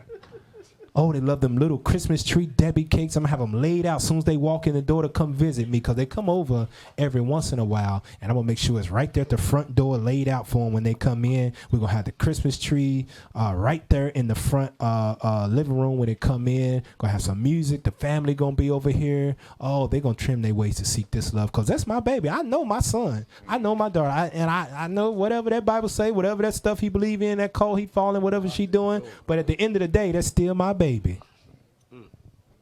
Damn, setting a trap for him. Wow. That's what they do. That is. And that's the proof that our fathers do. They go to Jeremiah. I'm going to show you, so you can be aware of it. Because remember, what are you dedicated to? What's the class called? What's your dedication? Go to Jeremiah, and I think it's verse Jeremiah chapter 5 and read verse 26. Jeremiah chapter 5 and verse 26. So you don't think it's I'm just making this stuff like, oh, dang, he that's a good example he gave. No, God gave the example first. Read it. For among my people are found wicked men and women. They lay wait. As he that setteth snares, they set a trap. They set a what? A trap. Uh-huh. They catch men. They catch you. They set that trap for you. They make it all good in the neighborhood when you come over. Come on over. All the families over here. Your friends is over here. We giving gifts. Oh, you ain't seen little Tyrone in so long. It's so long. He done got so tall. Come on over here and you ain't celebrating Christmas. You just eating food. This ain't a Christmas gift. I just bought it for you and I kept it for you and it's the only day I got off to give it to you. Set a trap, catch you. Got him. God said, my people are wicked. He knows them. But now, what we doing, we giving you the knowledge of God so you don't get caught in the trap. Because you can't serve God and man, right? Go to this one about the kids real quick. Got to throw that out there. 1 Samuel. I think it's 1 Samuel 2. About the kids. You know how these women be about their kids. 1 Samuel chapter 2. And I want to read verse 29 and 30. 1 Samuel chapter 2, verse 29. This is for the women that love their kids so much, and it's for the weak man that'll do what the wife tells them to do for the kids. Wherefore kick ye at my sacrifice, and at my offering, which I have commanded in my habitation, and honorest thy sons above me. We do what as a people? Honorest thy sons above me. God don't get, people, oh, this is my child, this is my baby. God don't care nothing about that when it comes to worshiping him. Don't throw that stuff out the window. That ain't an excuse you can use with God, sisters. Brothers, you can't use it with God. Oh, that's my son. He come from my Lord. God don't care. He the one made him. Read it again. Wherefore kick ye at my sacrifice. That means you bucking up against the truth. And at my offering, which I have commanded in my habitation. I told you to keep my laws. Go ahead. And honorest thou sons above me, to make yourself fat with the chiefest of all the offerings of Israel my people. Read the next verse. Wherefore the Lord God of Israel saith, I said indeed that thy house and the house of thy father should walk before me forever. But now the Lord saith, be it far from me. You had eternal life written, and you had your name written in the book of life. You had it right in there. But you know what? You chose it when it came to the nitty gritty. You chose your sons, whatever your angel's name might be. Mark his name out the book. Blot it out. Go ahead. Be it far from me. Be it far from you. You ain't walking through these gates. For them that honor me, I will honor. Those that keep my commandments, I will honor them. Go ahead. And they that despise me. You do what? Despise when me. When you honor your sons, your daughters above God and Christ and do what is wrong, and you know it's wrong, you despise God. Read on. And they that despise me shall be lightly esteemed. Read on. Behold, the days come that I will cut off thine arm. Meaning your strength. Go ahead. And the arm of thy father's house, that there shall not be an old man in thine house. There you go with young black men getting killed. God said, I'm going to kill off your kids. They ain't even going to make it to get a gray hair in their head. This one said, we reading words, but we see the evidence of how God get down out here in the world. He ain't playing with us. Yeah, you remember the movie, Don't Be a Menace to Society while drinking Kool-Aid in the hood? Juice in the hood? Yeah. Hey, you remember when the kid brought the cake and he just turned, like 19 or 18 or something, and he gets shot right there on the block? Oh, yeah. They was just throwing it right in our face right there. A lot of us don't make it past the age of 20. Yeah. It says, God says, since you honor your kids above me and despise me and won't do what's right, I'm going to blot your name out the book of life and I'm going to kill your kids while they're young. Don't play with God, y'all. Go to Revelation 18:4. Revelation 18:4. Revelations chapter 18 and verse 4. And I heard another voice from heaven saying, come out of her, my people, that ye be not partakers of her sins. It says come out of her. It ain't talking about get a plane ticket and all of that stuff. You can't go nowhere. The whole earth is the Lord's. You can't run from America because you don't want to celebrate Christmas because they do it in Russia. They do it in Denmark. They do it in the islands. The whole earth has been drunken with the fornication of Babylon the Great. The whole earth follows this place. So there's nowhere you can run. When it says come out of her, it's talking about come out of the ways of America. Come out of the things that you have learned, which are wrong, but seem right. With all your heart, they seem right. It's wrong. Come out of that. Read it again. And I heard another voice from heaven saying, come out of her, my people, that ye be not partakers of her sins. These holidays, if it ain't found in Leviticus 23, if it ain't the Feast of Dedication, if it ain't that stuff, the Nicanor or Purim, it is not of God. Those is sin. Be not partaker of her sins. Read on. And that ye receive not of her plagues. Verse 5. For her sins have reached unto heaven, and God have remembered her iniquities. So remember, look at this. God has not forgotten what he's going to do to this place. It's just it ain't got to the point where God is, what you call it, fed up enough. It has not reached the level of abomination that he wants it to be at. Festivity. That's the reason why he told Abraham, your people will come back here in the 4th generation because the sin of the Amorites is not yet fulfilled. It took a while for God to reach the level like, you know what? I'm done now.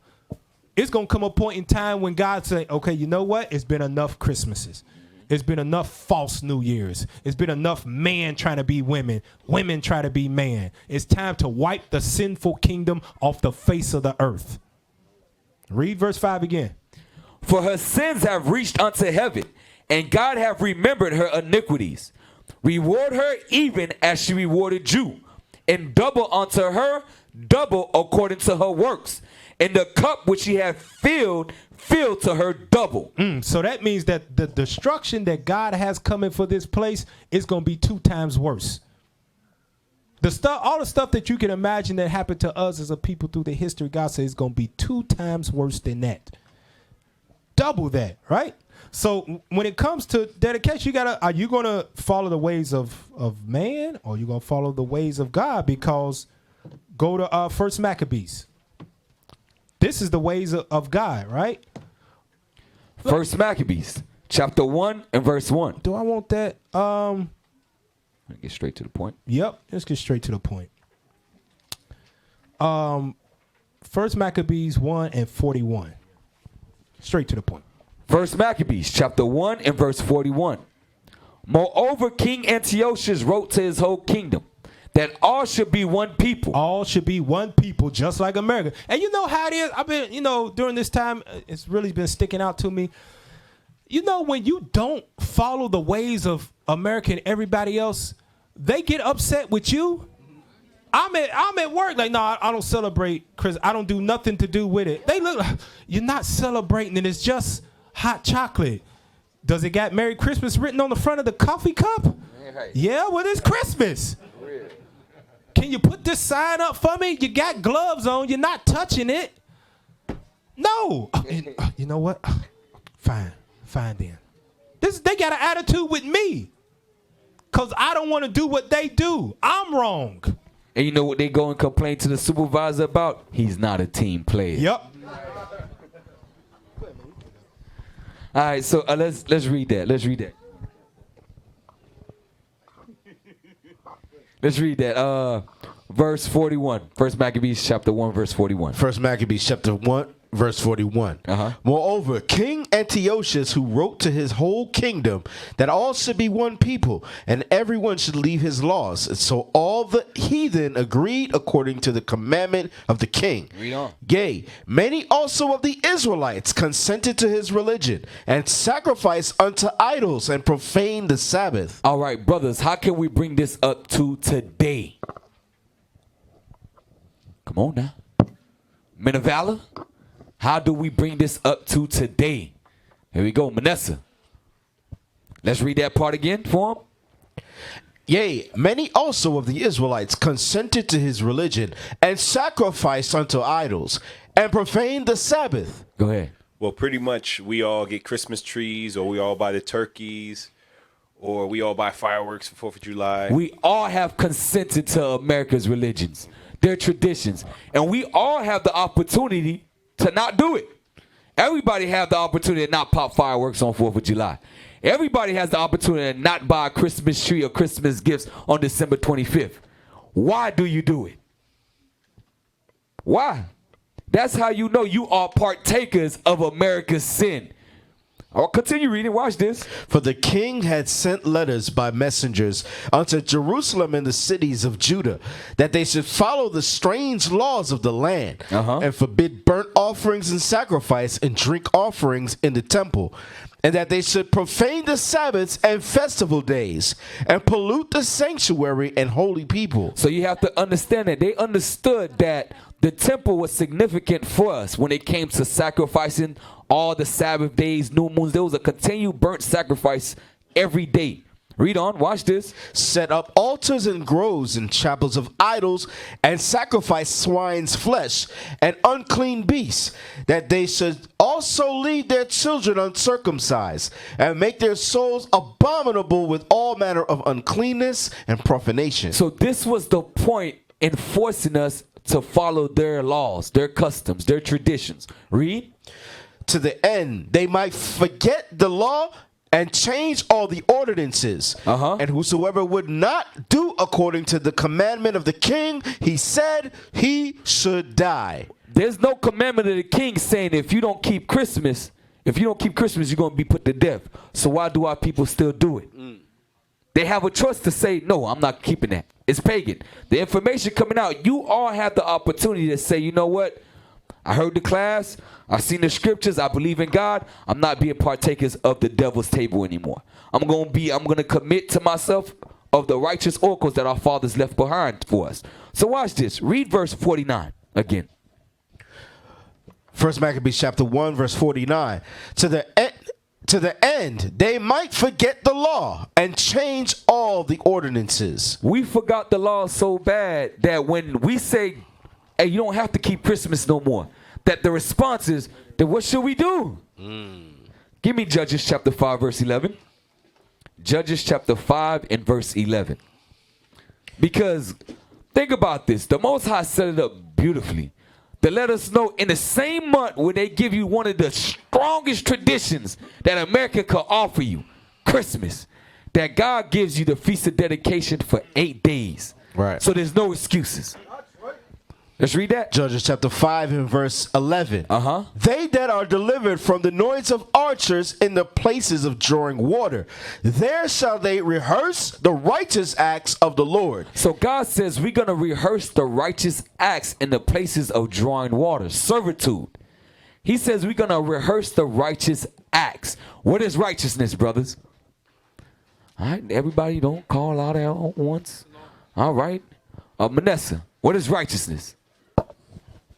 Deuteronomy 6:25. Deuteronomy chapter 6 verse 25 is first class. Let's read it for him. What is righteousness? The book of Deuteronomy chapter 6 and verse 25. And it shall be our righteousness if we observe to do all these commandments before the Lord our God as he hath commanded us. Go to Luke chapter 1 and verse 6. Just in case if we have any new people that's like, oh, I don't like the Old Testament. Well, he came in the volume of the book. This whole book is your history book. Right. You better learn it like the back of your hand. This is your book. Read that. Luke chapter 1 and verse 6. Righteousness. What is righteousness? Because God says we have to rehearse the righteous acts in a place of servitude. Read. Luke chapter 1 verse 6. And they were both righteous before God, walking in all the commandments and ordinances of the Lord blameless. That's what makes you righteous, by walking in all of the commandments of the Lord. So what was a commandment? Because God says we're going to rehearse the righteous acts. Let's go to John chapter 10 verse 22. John chapter 10 verse 22. Because we know Christ was perfect, right? Anybody disagree? Christ was perfect. All right? And God commands us to be perfect. So he's that example for us. Let's read that. John chapter 10, verse 22. Uh-huh. And it was at Jerusalem, the feast of the dedication, and it was winter, and Jesus walked in the temple in Solomon's porch. Go to John chapter 5 and read verse 32. The acts that I do shall you do also. Verily I say unto you. John chapter 5. So Christ kept the feast of dedication. Where in Leviticus chapter 23 do you read about the feast of dedication? Brothers, do y'all know? All right. So MOV brothers, where do you read about the feast of dedication? You got that? John chapter 5 verse 32. I got you. Go to it. I got you. The book. Let me see. John chapter 5 verse. Just a moment.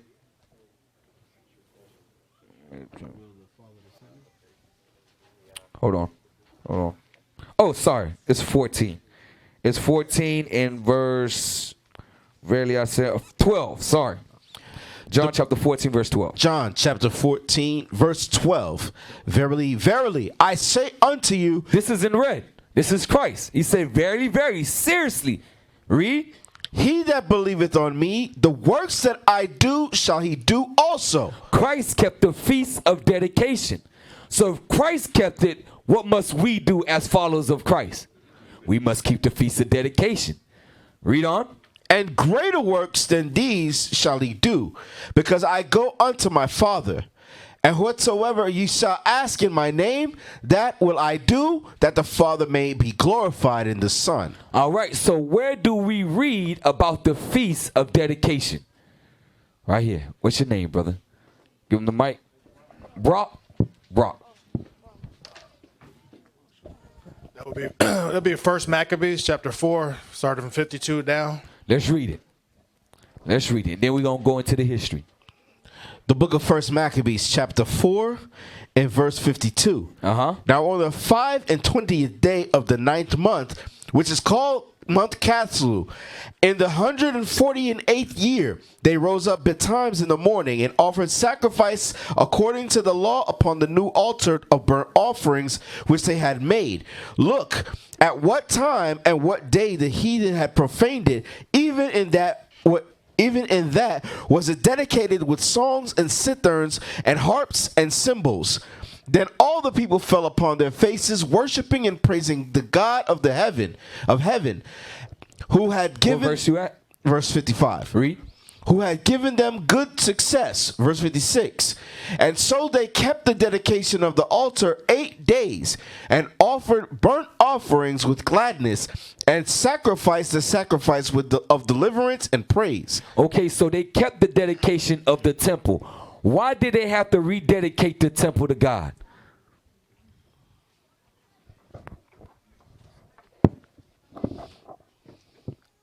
Michael.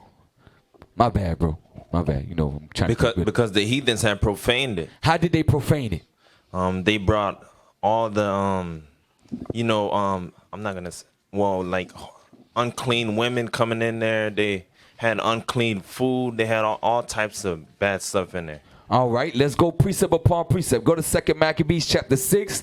Let's read verse 1.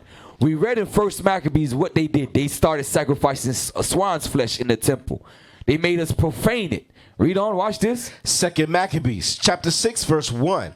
Not long after this, the king sent an old man of Athens to compel the Jews to depart from the laws of their fathers, and not to live after the laws of God, and to pollute also the temple in Jerusalem, and to call it the temple of Jupiter, Olympius. Call it the temple of Jupiter. Read. Olympius.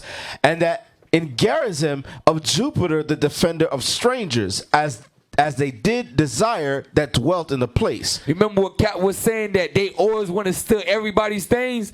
They stole our temple and put their God in it. Read on. Just like they took our book and they put their images in it. It's the same exact thing. Esau don't change in his tactics. Read. The coming in of this mischief was sore and grievous to the people. For the temple was filled with riot and reveling by the Gentiles. So riot and reveling of the Gentiles are partying. When the heathens and the Gentiles partied, you know what? Who's seen Spartacus? The brothers that been in the truth 3 years or plus, or who have a strong spirit, you can watch it, because Spartacus, it shows you a whole bunch of stuff in it. So, but the type of parties they threw were orgies. So in our own temple that our forefathers built, they had festivities like that in our own temple. Read.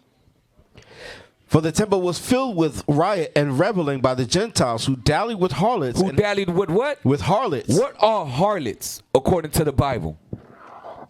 In other words, prostitutes. They dabbled with them. They brought them in, and what you think they did with harlots in a party? They slept with them in our temple. Read. And had to do with the women within the circuit of the holy places, and besides that, brought in things that were not lawful. They brought in things that were not lawful. Read on. The altar also was filled with profane things which the law forbiddeth. Neither was it lawful for a man to keep Sabbath days or ancient feasts, or to profess himself at all to be a Jew. So understand this, right? What was commanded of us? Because it says, neither was it lawful for a man to keep Sabbath days or ancient feasts, or to profess himself at all to be a Jew. All right, we went over this precept, so I don't like to give it out. I want you guys to be able to read and read between the lines to understand what is going on here. All right, it says, neither was it lawful for a man to keep Sabbath days or ancient feasts, or to profess himself at all to be a Jew. So what was, there was things that reminded us to, damn, I'm gonna give the answer if I say it like that. If we couldn't keep our feast days, right? Yeah, I can't say it like that. Amazon, let me see if you got it, bro. I'm gonna see if you got it, because you might be here with me.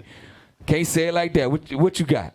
We couldn't do what God told us to do. We had to do what the king, the human king told us to do by conforming to his ways, his religion, his traditions. What did God tell us to do revolving around the temple? To keep it holy. And pass it to Onias. You good. Yeah, keep it holy, but that's broad. Come on now, think. I know if we didn't keep our laws, we forgot who we were. Yeah, that was the intentions of it. Moses. Let's see if Moses bring it home. See if Moses bring it home. Yeah, brothers were here. We brought it out before. Remember, if we can't keep our feast days, we were supposed to separate ourselves. Nope. One more, Michael. When I give it to you, you're going to be like, damn. Let's see if you put it together. We had to come back and cleanse the temple. Nah. Nah. You think you got it? All right, give it to him. One more. Let's see. Sacrifice? Of course we had sacrifice. 3 times in a year we had to go to the temple, brother. We couldn't even do that. So we'll have God fought for us if we're breaking those commandments? Nah. He wouldn't. That's why. Let's go to 1 Maccabees 1:1. Let's get the history. Because when you leave Malachi, when you read the Bible without the Apocrypha, Malachi is the Medo-Persian Empire.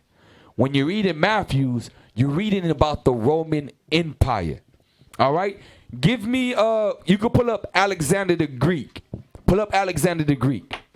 Because the Bible is a true book. It names the kings that existed, that ruled on this earth since God made man. So you have to read about these kings. Nebuchadnezzar is real. That's an actual king. Artaxerxes is real. Ahasuerus is real. These are real men that lived. This is a history book of the Israelites and what they went through the whole to this day. So you have to understand, right? When you read about the Babylon, you read about Nebuchadnezzar. When you read about Assyria, you read about what's his name? Salmanassar. When you read about Babylon, Nebuchadnezzar. When you read about Persia, you read about King Cyrus, Ahasuerus. These men existed. Yeah, Darius. These men existed. You remember, y'all seen 300, right? You remember Darius that got killed? He got hit with the arrow in part 2? He existed. He's written in the Bible. Now, why don't we read about Alexander the Greek, which people name him as Alexander the Great? Why don't we read about it? You got it? Let's pull it up. Could you read that for me, officer? Alexander the Great. I can't see it. Alexander. Blow it up. Alexander not so great.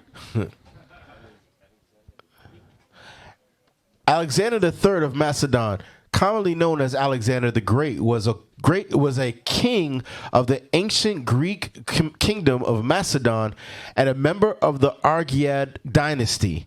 He was born in Pella in 356 BC and succeeded his father Philip II to the throne at the age of 20. All right, let's read 1 Maccabees chapter 1 and verse 1. This man actually exists and he is documented in the Holy Bible. Let's read that. 1 Maccabees chapter 1 verse 1. And it happened after that Alexander, son of Philip, the Macedonian. We just read about him. Read on. Who came out of the land of Chittim, had smitten Darius, king of the Persians and Medes. We know about this. They throw this in our faces and we never put the pieces of the puzzle together. Read. That he reigned in his stead, the first over Greece. He united the Edomite nations at that time. Read. And made many wars and won many strongholds and slew the kings of the earth and went through to the ends of the earth and took spoils of many nations, insomuch that the earth was quiet before him. Whereupon he was exalted and his heart was lifted up. And he gathered a mighty strong host and ruled over countries and nations and kings who became tributaries unto him. And after these things he fell sick and perceived that he should die. Wherefore he called his servants, such as were honorable, and he had brought up with him from his youth, and parted his kingdom among them while he was yet alive. Read. So Alexander reigned 12 years and then died. And his servants bare rule every one in his place. And after his death, they all put crowns upon themselves, so did their sons after them many years. And evils were multiplied in the earth. What happened? And evils were multiplied in the earth. So whenever Esau rules, evil multiplies on the earth. That's a characteristic of Esau when he's in rulership. But not only that, he says that the brothers that he grew up with, they end up putting crowns on their heads. Do anybody know the 4 generals of Alexander the Greek? All right, name them. Right here. Who got a mic? Right here.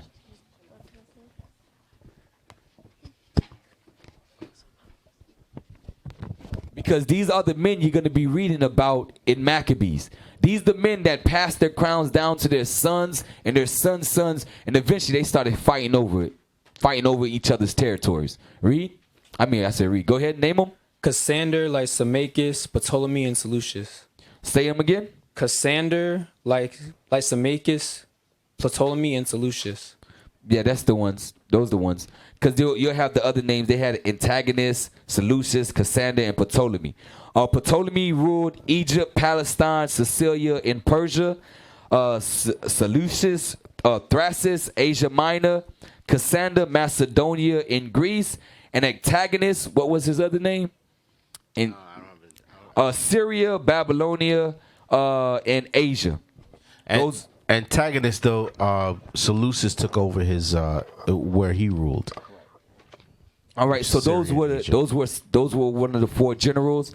Those were some of the four generals, and they were the ones that put crowns on their heads. And it says evil multiplied after that. Give me that in Job.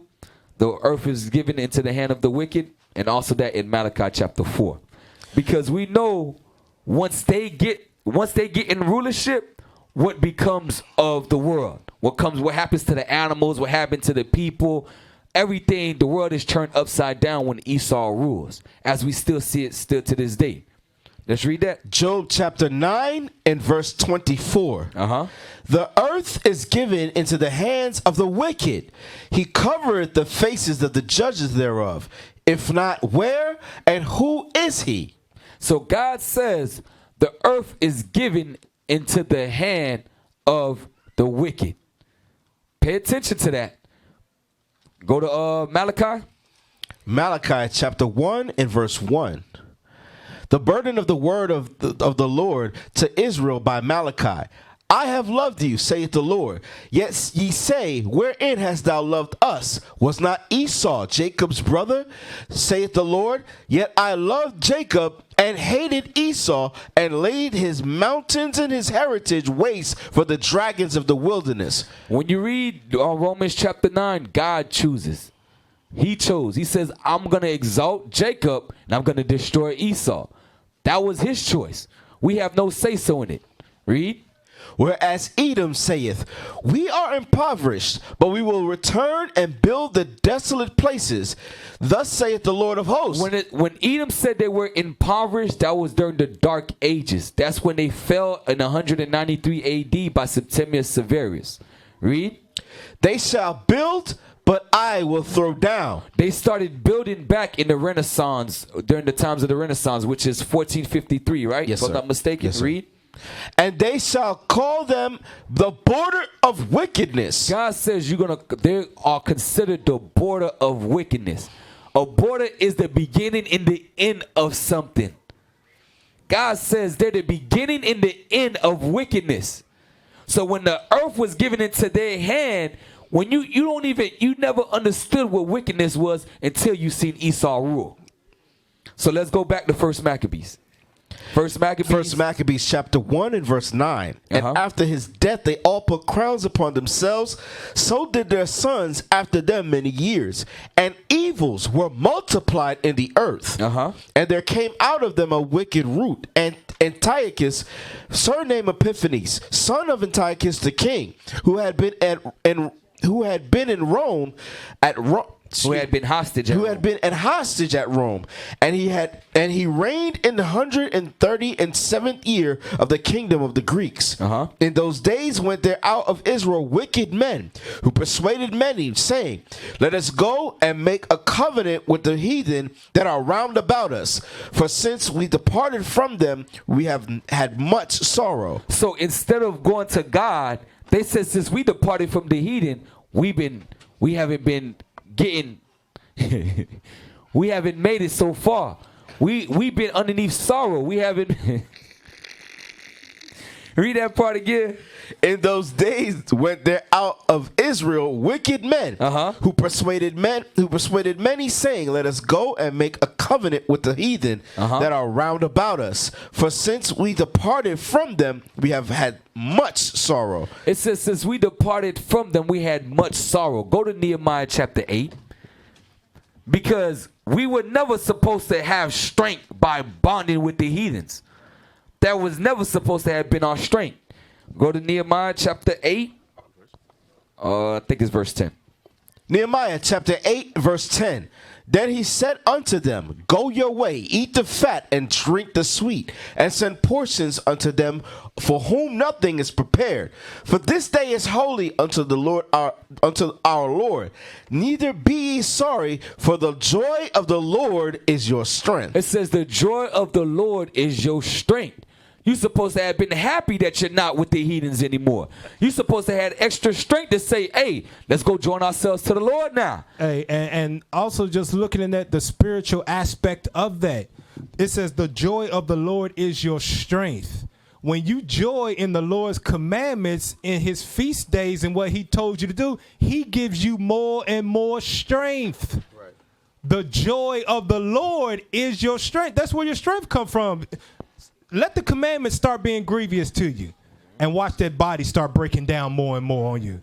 We read about when Hezekiah was about to die. It said he was sick unto death, and he prayed unto the Lord. He said, Lord, remember all the good that I have done. And the Lord did what? He gave him 15 more years to live, because he told God, he said, remember, Lord, those that are in the grave cannot praise thee. Right. God said, you're right about that. 15 more years for you. The joy of the Lord is your strength. Go ahead. Hey, physically, Samson, the joy of the Lord was his actual strength. Right. He went outside of those commandments.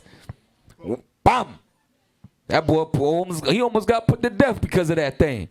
But he was bound in prison, and guess what? He sought the Lord back, let his locks grow. He repented, got his strength back. So let's go back to 1 Maccabees. Let's jump down to verse 25. 1 Maccabees chapter 1. Sorry, read verse 15 so they can see what's going on. Yes, sir. 1 Maccabees chapter 1, verse 15. And my bad. Just continue from where you left off. Yes, sir. We got time. We got time. Verse 12. So this device pleased them well. Then certain of the people were so forward herein that they went to the king, who gave them license to do after the ordinances of the heathen. So they went to a heathen king to get permission to do heathen customs. This is Israelite men. Read. Whereupon they built a place of exercise at Jerusalem, according to the customs of the heathen, and made themselves uncircumcised, and forsook the holy covenant, and joined themselves to the heathen, and were sold to do mischief. So you have to peep this. These were adult men that was raised in the law. How could they have made themselves uncircumcised? Michael? They started doing the customs of the heathen. Exactly. That's why when you read in the New Testament, there's no difference between the circumcised and uncircumcised. It's just saying those Israelites that went into heathen customs. That's all it's going into. Now let's jump down to verse 25. Verse 25. Therefore there was a great mourning in Israel in every place where they were, so that the princes and elders mourned, the virgins and young men were made feeble, and the beauty of women was changed. Every bridegroom took up lamentation, and she that sat in the marriage chamber was in heaviness. Because when Antiochus came to Jerusalem, he took all the golden vessels out of Jerusalem, killed the men, and went back to where he came from, to where when they left, the joy of our strength, which was supposed to be the Lord, we ain't have that anymore. We seen our brothers not circumcising their children. They went into heathen customs. Because remember, we were the forefront of anything. If war broke out, we were the one that protected Jerusalem. We were the one that protected the children and the women. So if we weren't playing our position, just like today, that's why our community is at the distraught state that it is in right now. So continue reading. The land also was moved for the inhabitants thereof, and all the house of Jacob was covered with confusion. And after 2 years fully expired, the king sent his chief collector of tribute unto the cities of Judah, who came unto Jerusalem with a great multitude, and spake peaceable words unto them, but all was deceit. So again, when we read that in Sirach, never trust thine enemies. You remember, Esau doesn't change. He just hyped in his tactics. The same thing they did to us during the Greek Empire, they did to Gad and Reuben over here. They came with peaceable words, read. For when they had given him credence, he fell suddenly upon the city and smote it very sore and destroyed much people of Israel. No difference. Over 200 million Native Americans, Gad and Reubens, were killed to take this land. Read on. And when he had taken the spoils of the city, he set it on fire and pulled down the houses and walls thereof on every side. All right, jump to verse 41. Verse 41. Moreover, King Antiochus wrote unto his whole kingdom that all should be one people, and every one should leave his laws. So all the heathen agreed according to the commandment of the king. Yea, many also of the Israelites consented to his religion, and sacrificed unto idols and profaned the Sabbath. For the king had sent letters by messengers unto Jerusalem and the cities of Judah, that they should follow the strange laws of the land, and forbid burnt offerings and sacrifice and drink offerings in the temple, and that they should profane the Sabbaths and festival days, and pollute the sanctuary and holy people, set up altars and groves and chapels of idols, and sacrifice swine's flesh and unclean beasts, that they should also lead their children uncircumcised, and make their souls abominable with all manner of uncleanness and profanation, to the end they might forget the law and change all the ordinances. And whosoever would not do according to the commandment of the king, he said he should die. Read verse 51. Watch this. In the selfsame manner he wrote to his whole kingdom, and appointed overseers over all the people, commanding the cities of Judah to sacrifice city by city. So they commanded overseers amongst the children of Israel to make sure we are always doing those same acts. Before we was able to start keeping Christmas on our own, we were forced to, because that's your off day. Remember, we had taskmasters on the plantation that said, you start this time, you end this time. It's the same attributes. Watch this. Jump to verse 53. And drove the Israelites into secret places, even wheresoever they could flee for secure. Now, the 15th day of the month Caslu, in the 145th year, they set up the abomination of desolation upon the altar. And you read that in Daniel's. Read. And builded idol altars throughout the cities of Judah on every side. And burned incense at the doors of their houses and in the streets.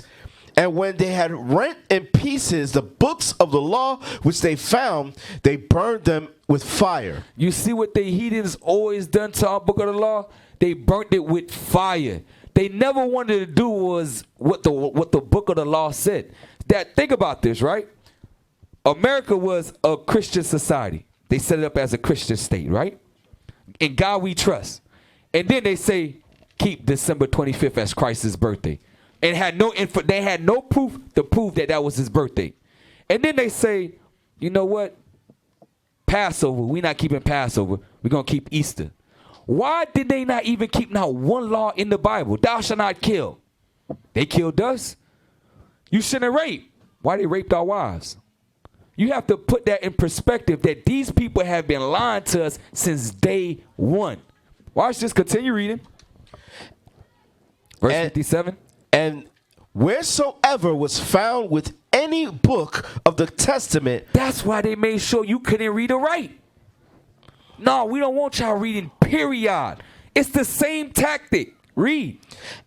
Or if any consented to the law, the king's commandment was that they should put him to death. You think when they didn't want you to read that it was for you not to have any understanding? Nah, because remember, you knew how to build roads. You knew how to build houses with secret passageways. That's how the White House is made of. It has secret passageways. They have different, it's like a labyrinth.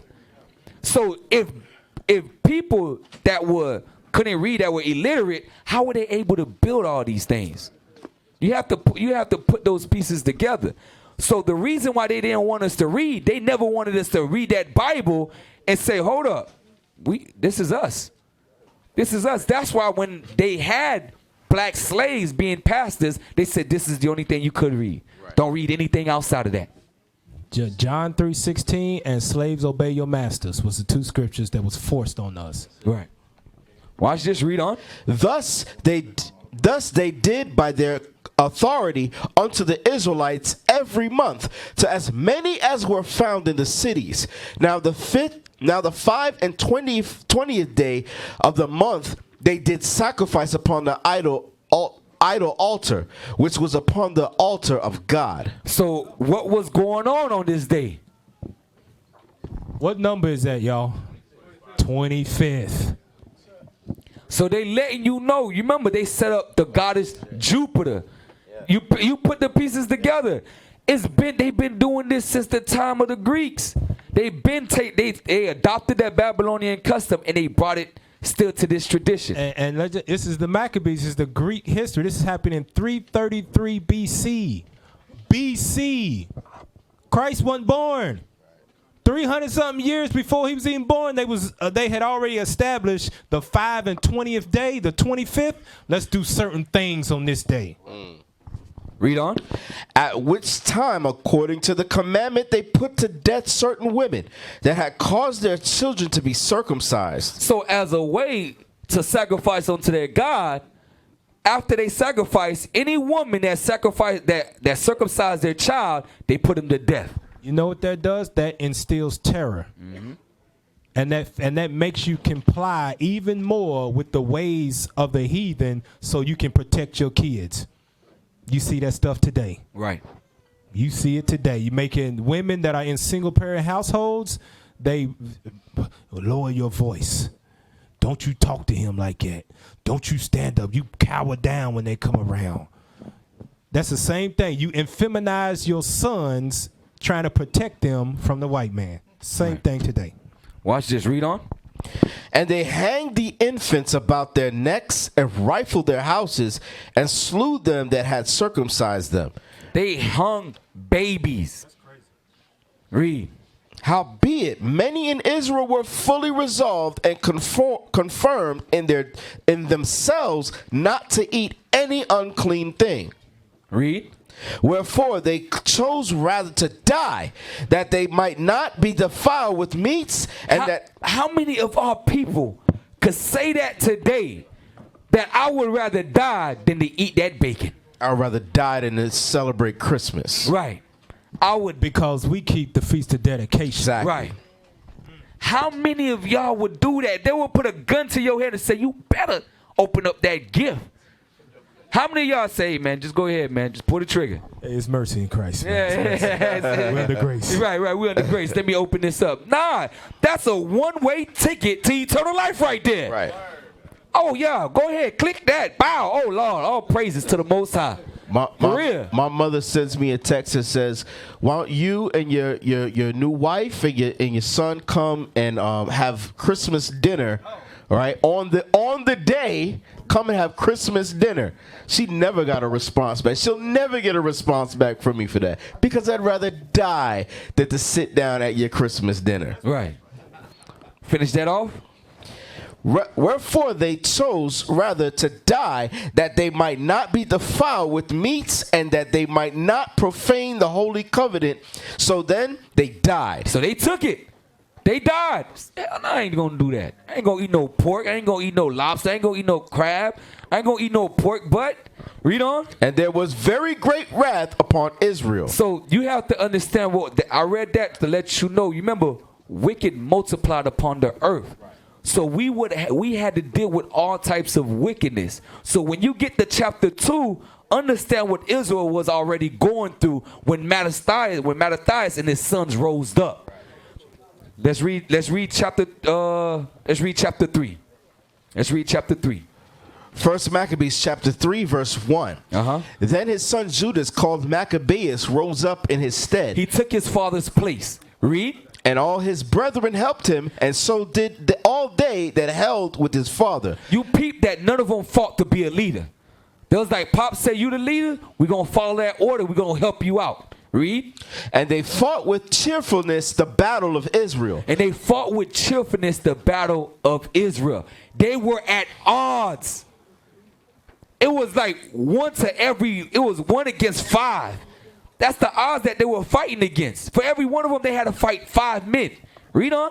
So he gat his people great honor and put on a breastplate as a giant and girt his warlike harness about him. And he made battles, protecting the host with his sword. In his axe he was like a lion, and like a lion's whelp roaring for his prey.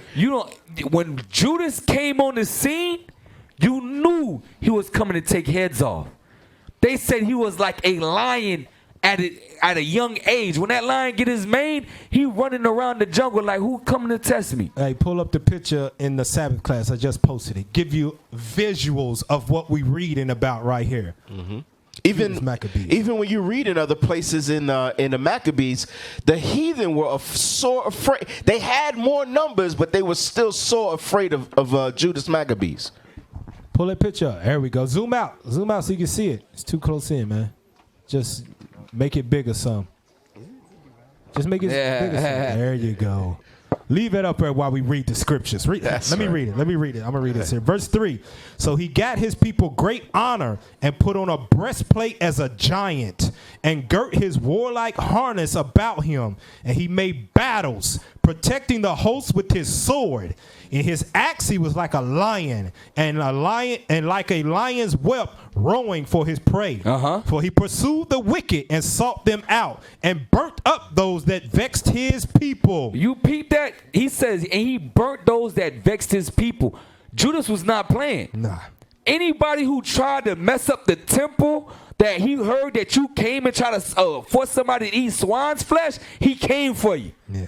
Read on. Verse 6. Wherefore the wicked shrunk for fear of him. When they heard Judas was in town, brothers put back on their fringes. But they went and got circumcised. They was like, nah, I ain't playing with Judas. Judas gonna kill us. You better stop playing. You better get right. Read. And all the workers of iniquity were troubled, because salvation prospered in his hand. He put in work. The Most High was with him, because the joy of the Lord was his strength. He was like, no, his father set the ground. As soon as he killed that man that came from Modin, that he forced one of our brothers to sacrifice swine's flesh, everybody that was zealous for the law followed Mattathias. Yeah. And his sons were right there with him, to the point where when he was about to die, those men that was with Mattathias, he says, no, my son is going to follow in my footsteps. I know how he is since he was a young man. This man is going to fight the fights of Israel. Read on. Moreover, says verse 7, he grieved also many kings and made Jacob glad with his axe, and his memorial is blessed forever. Just like we see our men going out the war teaching, like the march that we seen in Memphis, the march we seen in Chicago. Those men see, and we're proud of that.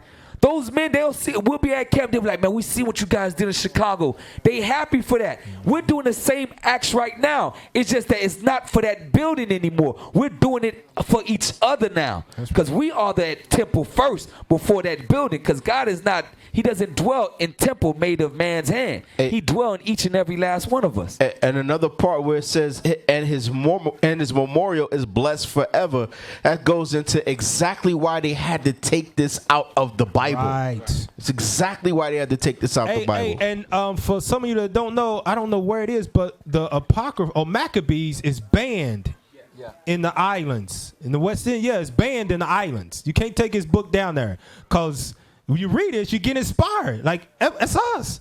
That's my forefather. I'm going to read it again right here. Verse 7 and down to 9. He grieved also many kings and made Jacob glad with his axe, and his memorial is blessed forever. Moreover, he went through the cities of Judah, destroying the ungodly out of them. That's Israel. Those ungodly, that goes both for Israel and the heathen. They were ungodly. Judas went and destroyed them. Watch this, read. And turning away wrath from Israel. Because remember, the only way that wrath would be on Israel is if we were in sin. Watch this, read. So that his renowned unto the utmost part, so that he was renowned unto the utmost part of the earth. Everybody knew about Judas Maccabee. Yeah. Everybody knew about him and his brothers and those men that were with him. There was like, them brothers right there, you better watch out for them. Watch this. This is the funny part about it. Watch this. Read that last part of it. So that he was renowned unto the utmost part of the earth, and he received unto him such as were ready to perish. Brothers that came up to Judas, they was like, look, I'm ready to die for this. These brothers were, when they came into the fight, it wasn't, oh, hey, here, learn some precepts. No, they came for war. They knew what they had to do. They knew they were putting their lives on their line for their people. That those men were ready to die for the laws of God. I'm gonna read on down. Verse 15 now. So he made him ready to go up, and there went with him a mighty host of the ungodly to help him and to be avenged of the children of Israel. And when he came near to the going up of Beth Horon, Judas went forth to meet him with a small company. Just a couple of them. Watch this. Who, when they saw the host coming to meet them, said unto Judas, how shall we be able, being so few, to fight against so great a multitude, and so strong, seeing we are ready to faint with fasting all this day? So these brothers were fasting. They haven't ate. And he says, how can we fight against these men? Now look at the mindset of Judas, because I see that same mindset in Bishop. Read that. Unto whom Judas answered, it is no hard matter for many to be shut up in the hands of a few. And with the God of heaven, it is all one to deliver with a great multitude or a small company. God does this time and time and time over and over again. He uses one to conquer a nation. Think about it. He used Joseph to keep Israel alive. Yep. He used Moses to get Israel out of Egypt. He'll use something small, something that, you don't think there's no meaning of it. Think about it. Ruth, he used her to bring up the line of Jesse, which came from Obed. He uses those small things, that thought that, I'm going to sell Joseph, didn't know that same of selling Joseph was going to be able to help us when famine came. He always do it time and time and time again. That same woman that almost got stoned to death because Joseph ain't want to say that he was the baby daddy, came to Messiah. Read on. Verse 19. For the victory of battle standeth not in the multitude of an host, but strength cometh from heaven. And how does that strength come from heaven? What must we have first, brothers? We must have joy in the law. Read on.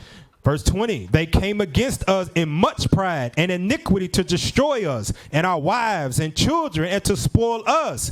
But we fight for our lives and our laws. Wherefore the Lord himself will overthrow them before our face. So you have to peep that.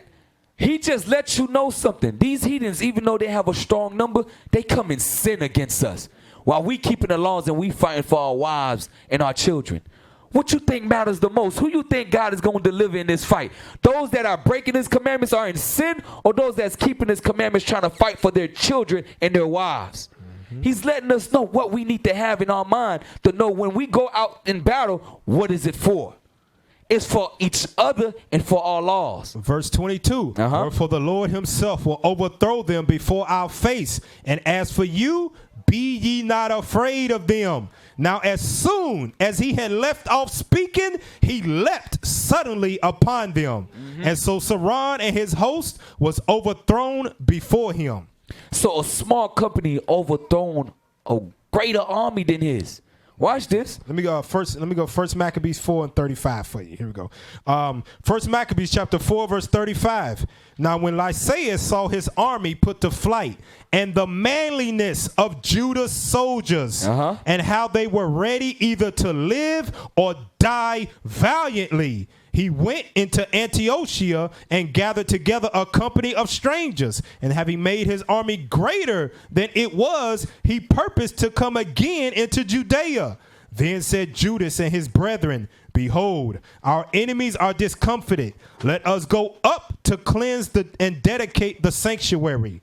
Upon this, all the hosts assembled themselves together and went up into Mount Zion. And when they saw the sanctuary desolate and the altar profane and the gates burned up and the shrubs growing in the courts as in the forest or in one in the mountains, yea, and the priest's chambers pulled down, they rent their clothes and made great lamentation and cast ashes upon their heads. Because remember, Judas and his brothers, they were in hiding. They would pop up somewhere where Israel is being oppressed, fight the heathens off, give them time to get themselves right. Of course, the heathens came back, but they would pop up, discomfort their army, go someplace else. They would literally send letters to each other. Okay, they're over here, and these brothers would move as a company, taking down the Greek.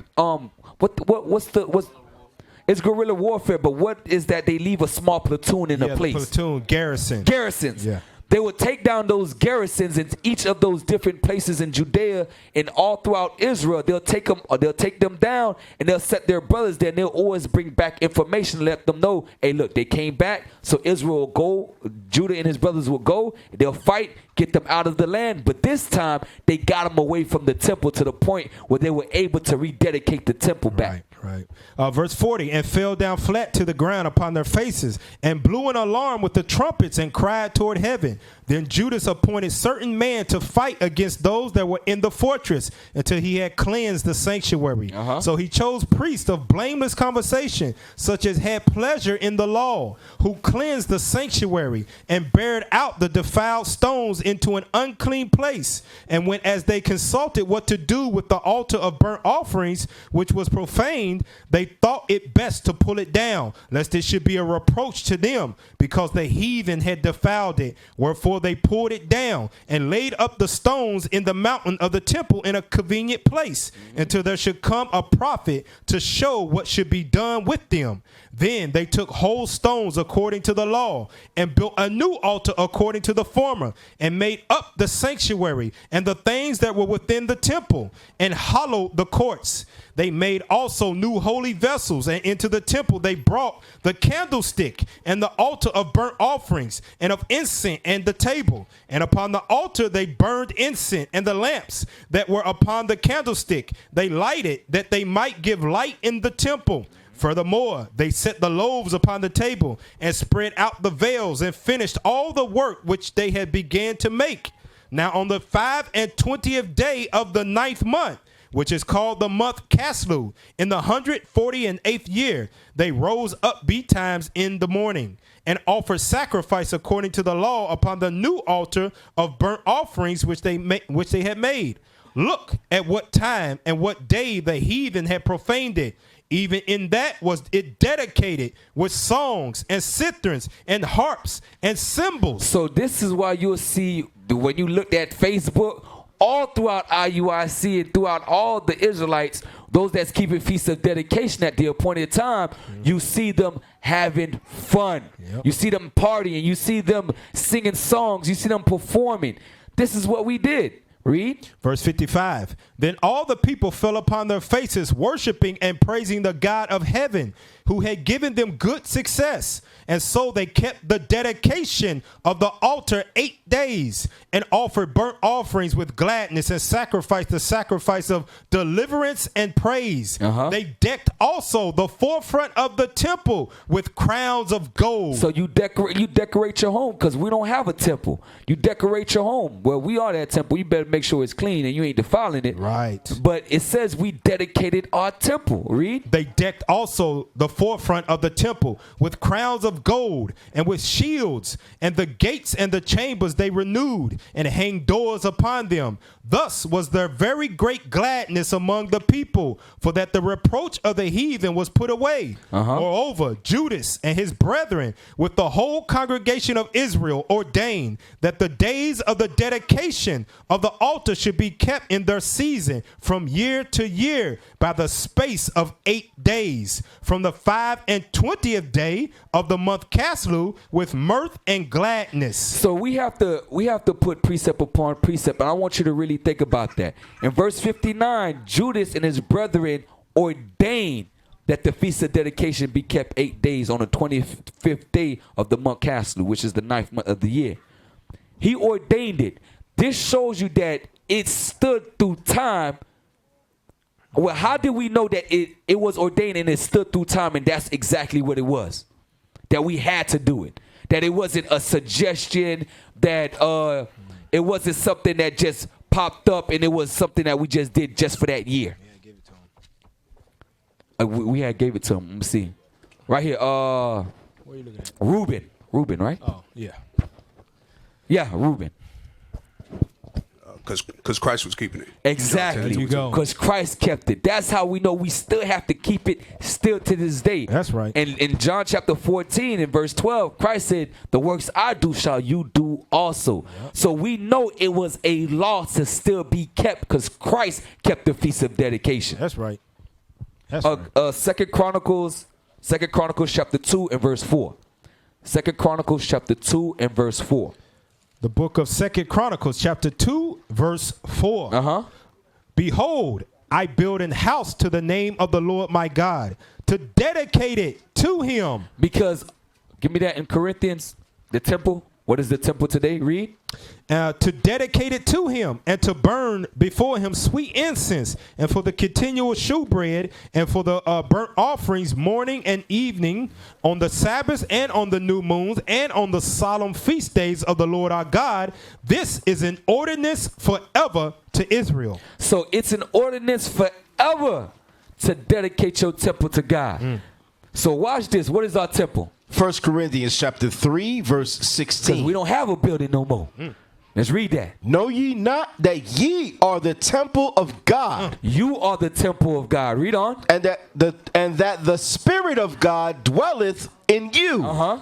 If any man defile the temple of God, him shall God destroy. For the temple of God is holy, which temple ye are. That temple of God is holy, which you are. So how can you defile God's temple on the Feast of Dedication? Right.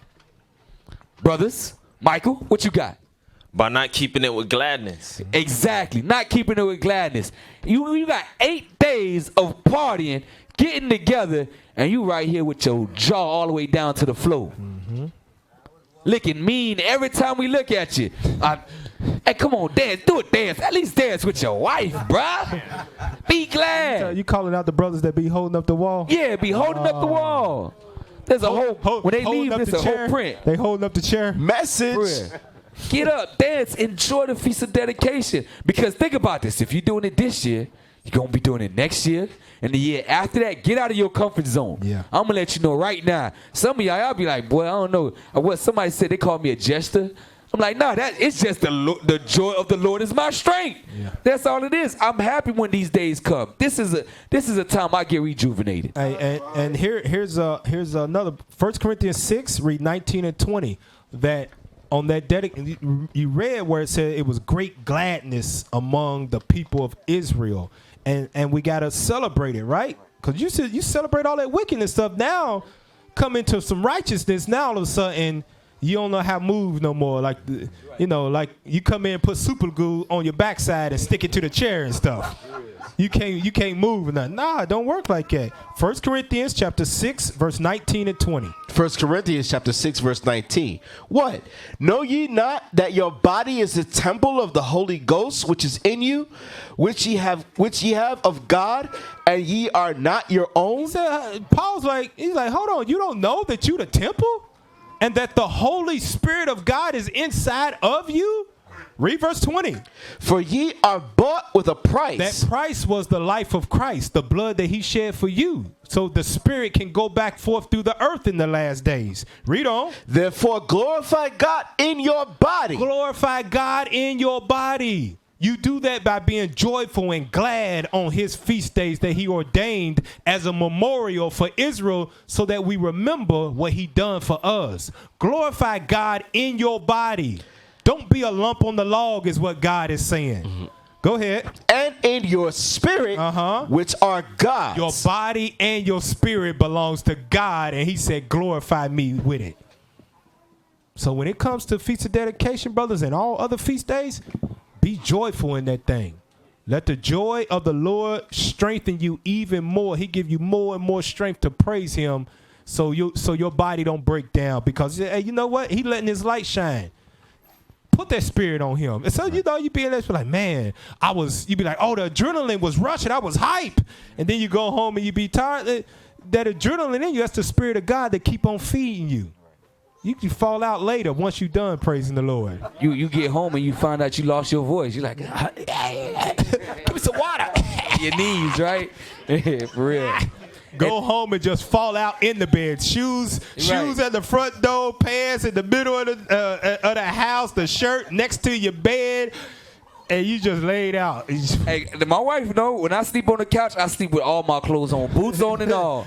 I wake up in the middle of the night, like 4 a.m., 5 a.m., and I'm like, it's because my feet feel heavy. Yeah. And you know the boot bands, it feel like the blood stops circulating. So I gotta take my shoes off. I'm like, oh man, I'm going back to bed.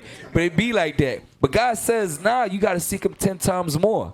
Hey. So the same way you used to party for Christmas, Thanksgiving, used to go out clubbing, you got these laws, and you have to put all that energy into keeping these laws. We're going to end it on this right here. Go to Sirach chapter 43, and let's read verse 28 through 30. We'll end it on this. Glorifying the Lord. So this is tied into what's your dedication? Read that. Sirach chapter 43 and verse 28. How shall we be able to magnify him? Rock's putting the question. How are we going to, let's think about it. How are we going to magnify the Lord? Read on. For he is great above all his works. The Lord is terrible and very great. He's awesome. Go ahead. And marvelous in his power. When ye glorify the Lord in your body, exalt him as much as you can. Don't hold back is what God's telling you. Don't worry about your strength. Long as you got some joy in you, I'll give you the strength. Don't worry about that. I know you're old. I know your bones. I know your knees hurt when it's getting ready to rain. Don't worry about that. Don't worry about that. If I see the joy in your spirit, I give you more strength to keep going on. Go ahead. For even yet will he far exceed. And when ye exalt him, put forth all your strength. Put forth all your strength. Go ahead. And be not weary.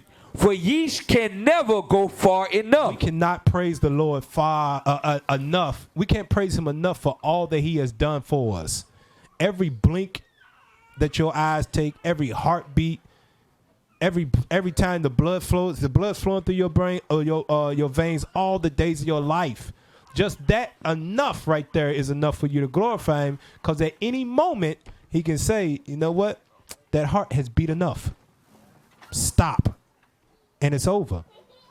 So while we got blood in our veins and sight in our eyes and thought in our minds and strength in our bodies, glorify the Lord as much as you can. So when you stand before him, you can say, Lord, I glorified you and praised you with all my strength as much as I could in the body you gave me for the time that I had. He gonna say, you know what? Well done, my good and faithful servant. Enter thou into the kingdom, which is prepared for you. Right, you have to think about this. Christ is watching everything. You think he hasn't drunk wine since he left? Yep. He hasn't kept the Passover partying like he usually do. You think him peeping, looking down at us, seeing what we do? Oh, nah, hell no, I can't have him my party looking like that. Nah, man, the joy of the Lord is not your strength. It's like a buzzkill, man. You be partying up, you drink it, then you turn around and see somebody on the wall again. Well, you can't come in here, bruh. Kurt's gonna be like, oh, they going over there? No, you ain't even getting in the party. You ain't even getting in there. So let's rehearse the righteous acts now and praise the Lord with all our strength. And Lord's will, we get to live to see another dedication. All right? We used to scream Black Power while heroin was pushed. But at the end of the day, nothing's in vain. IUIC has been given a vision. The tents of Judah has risen.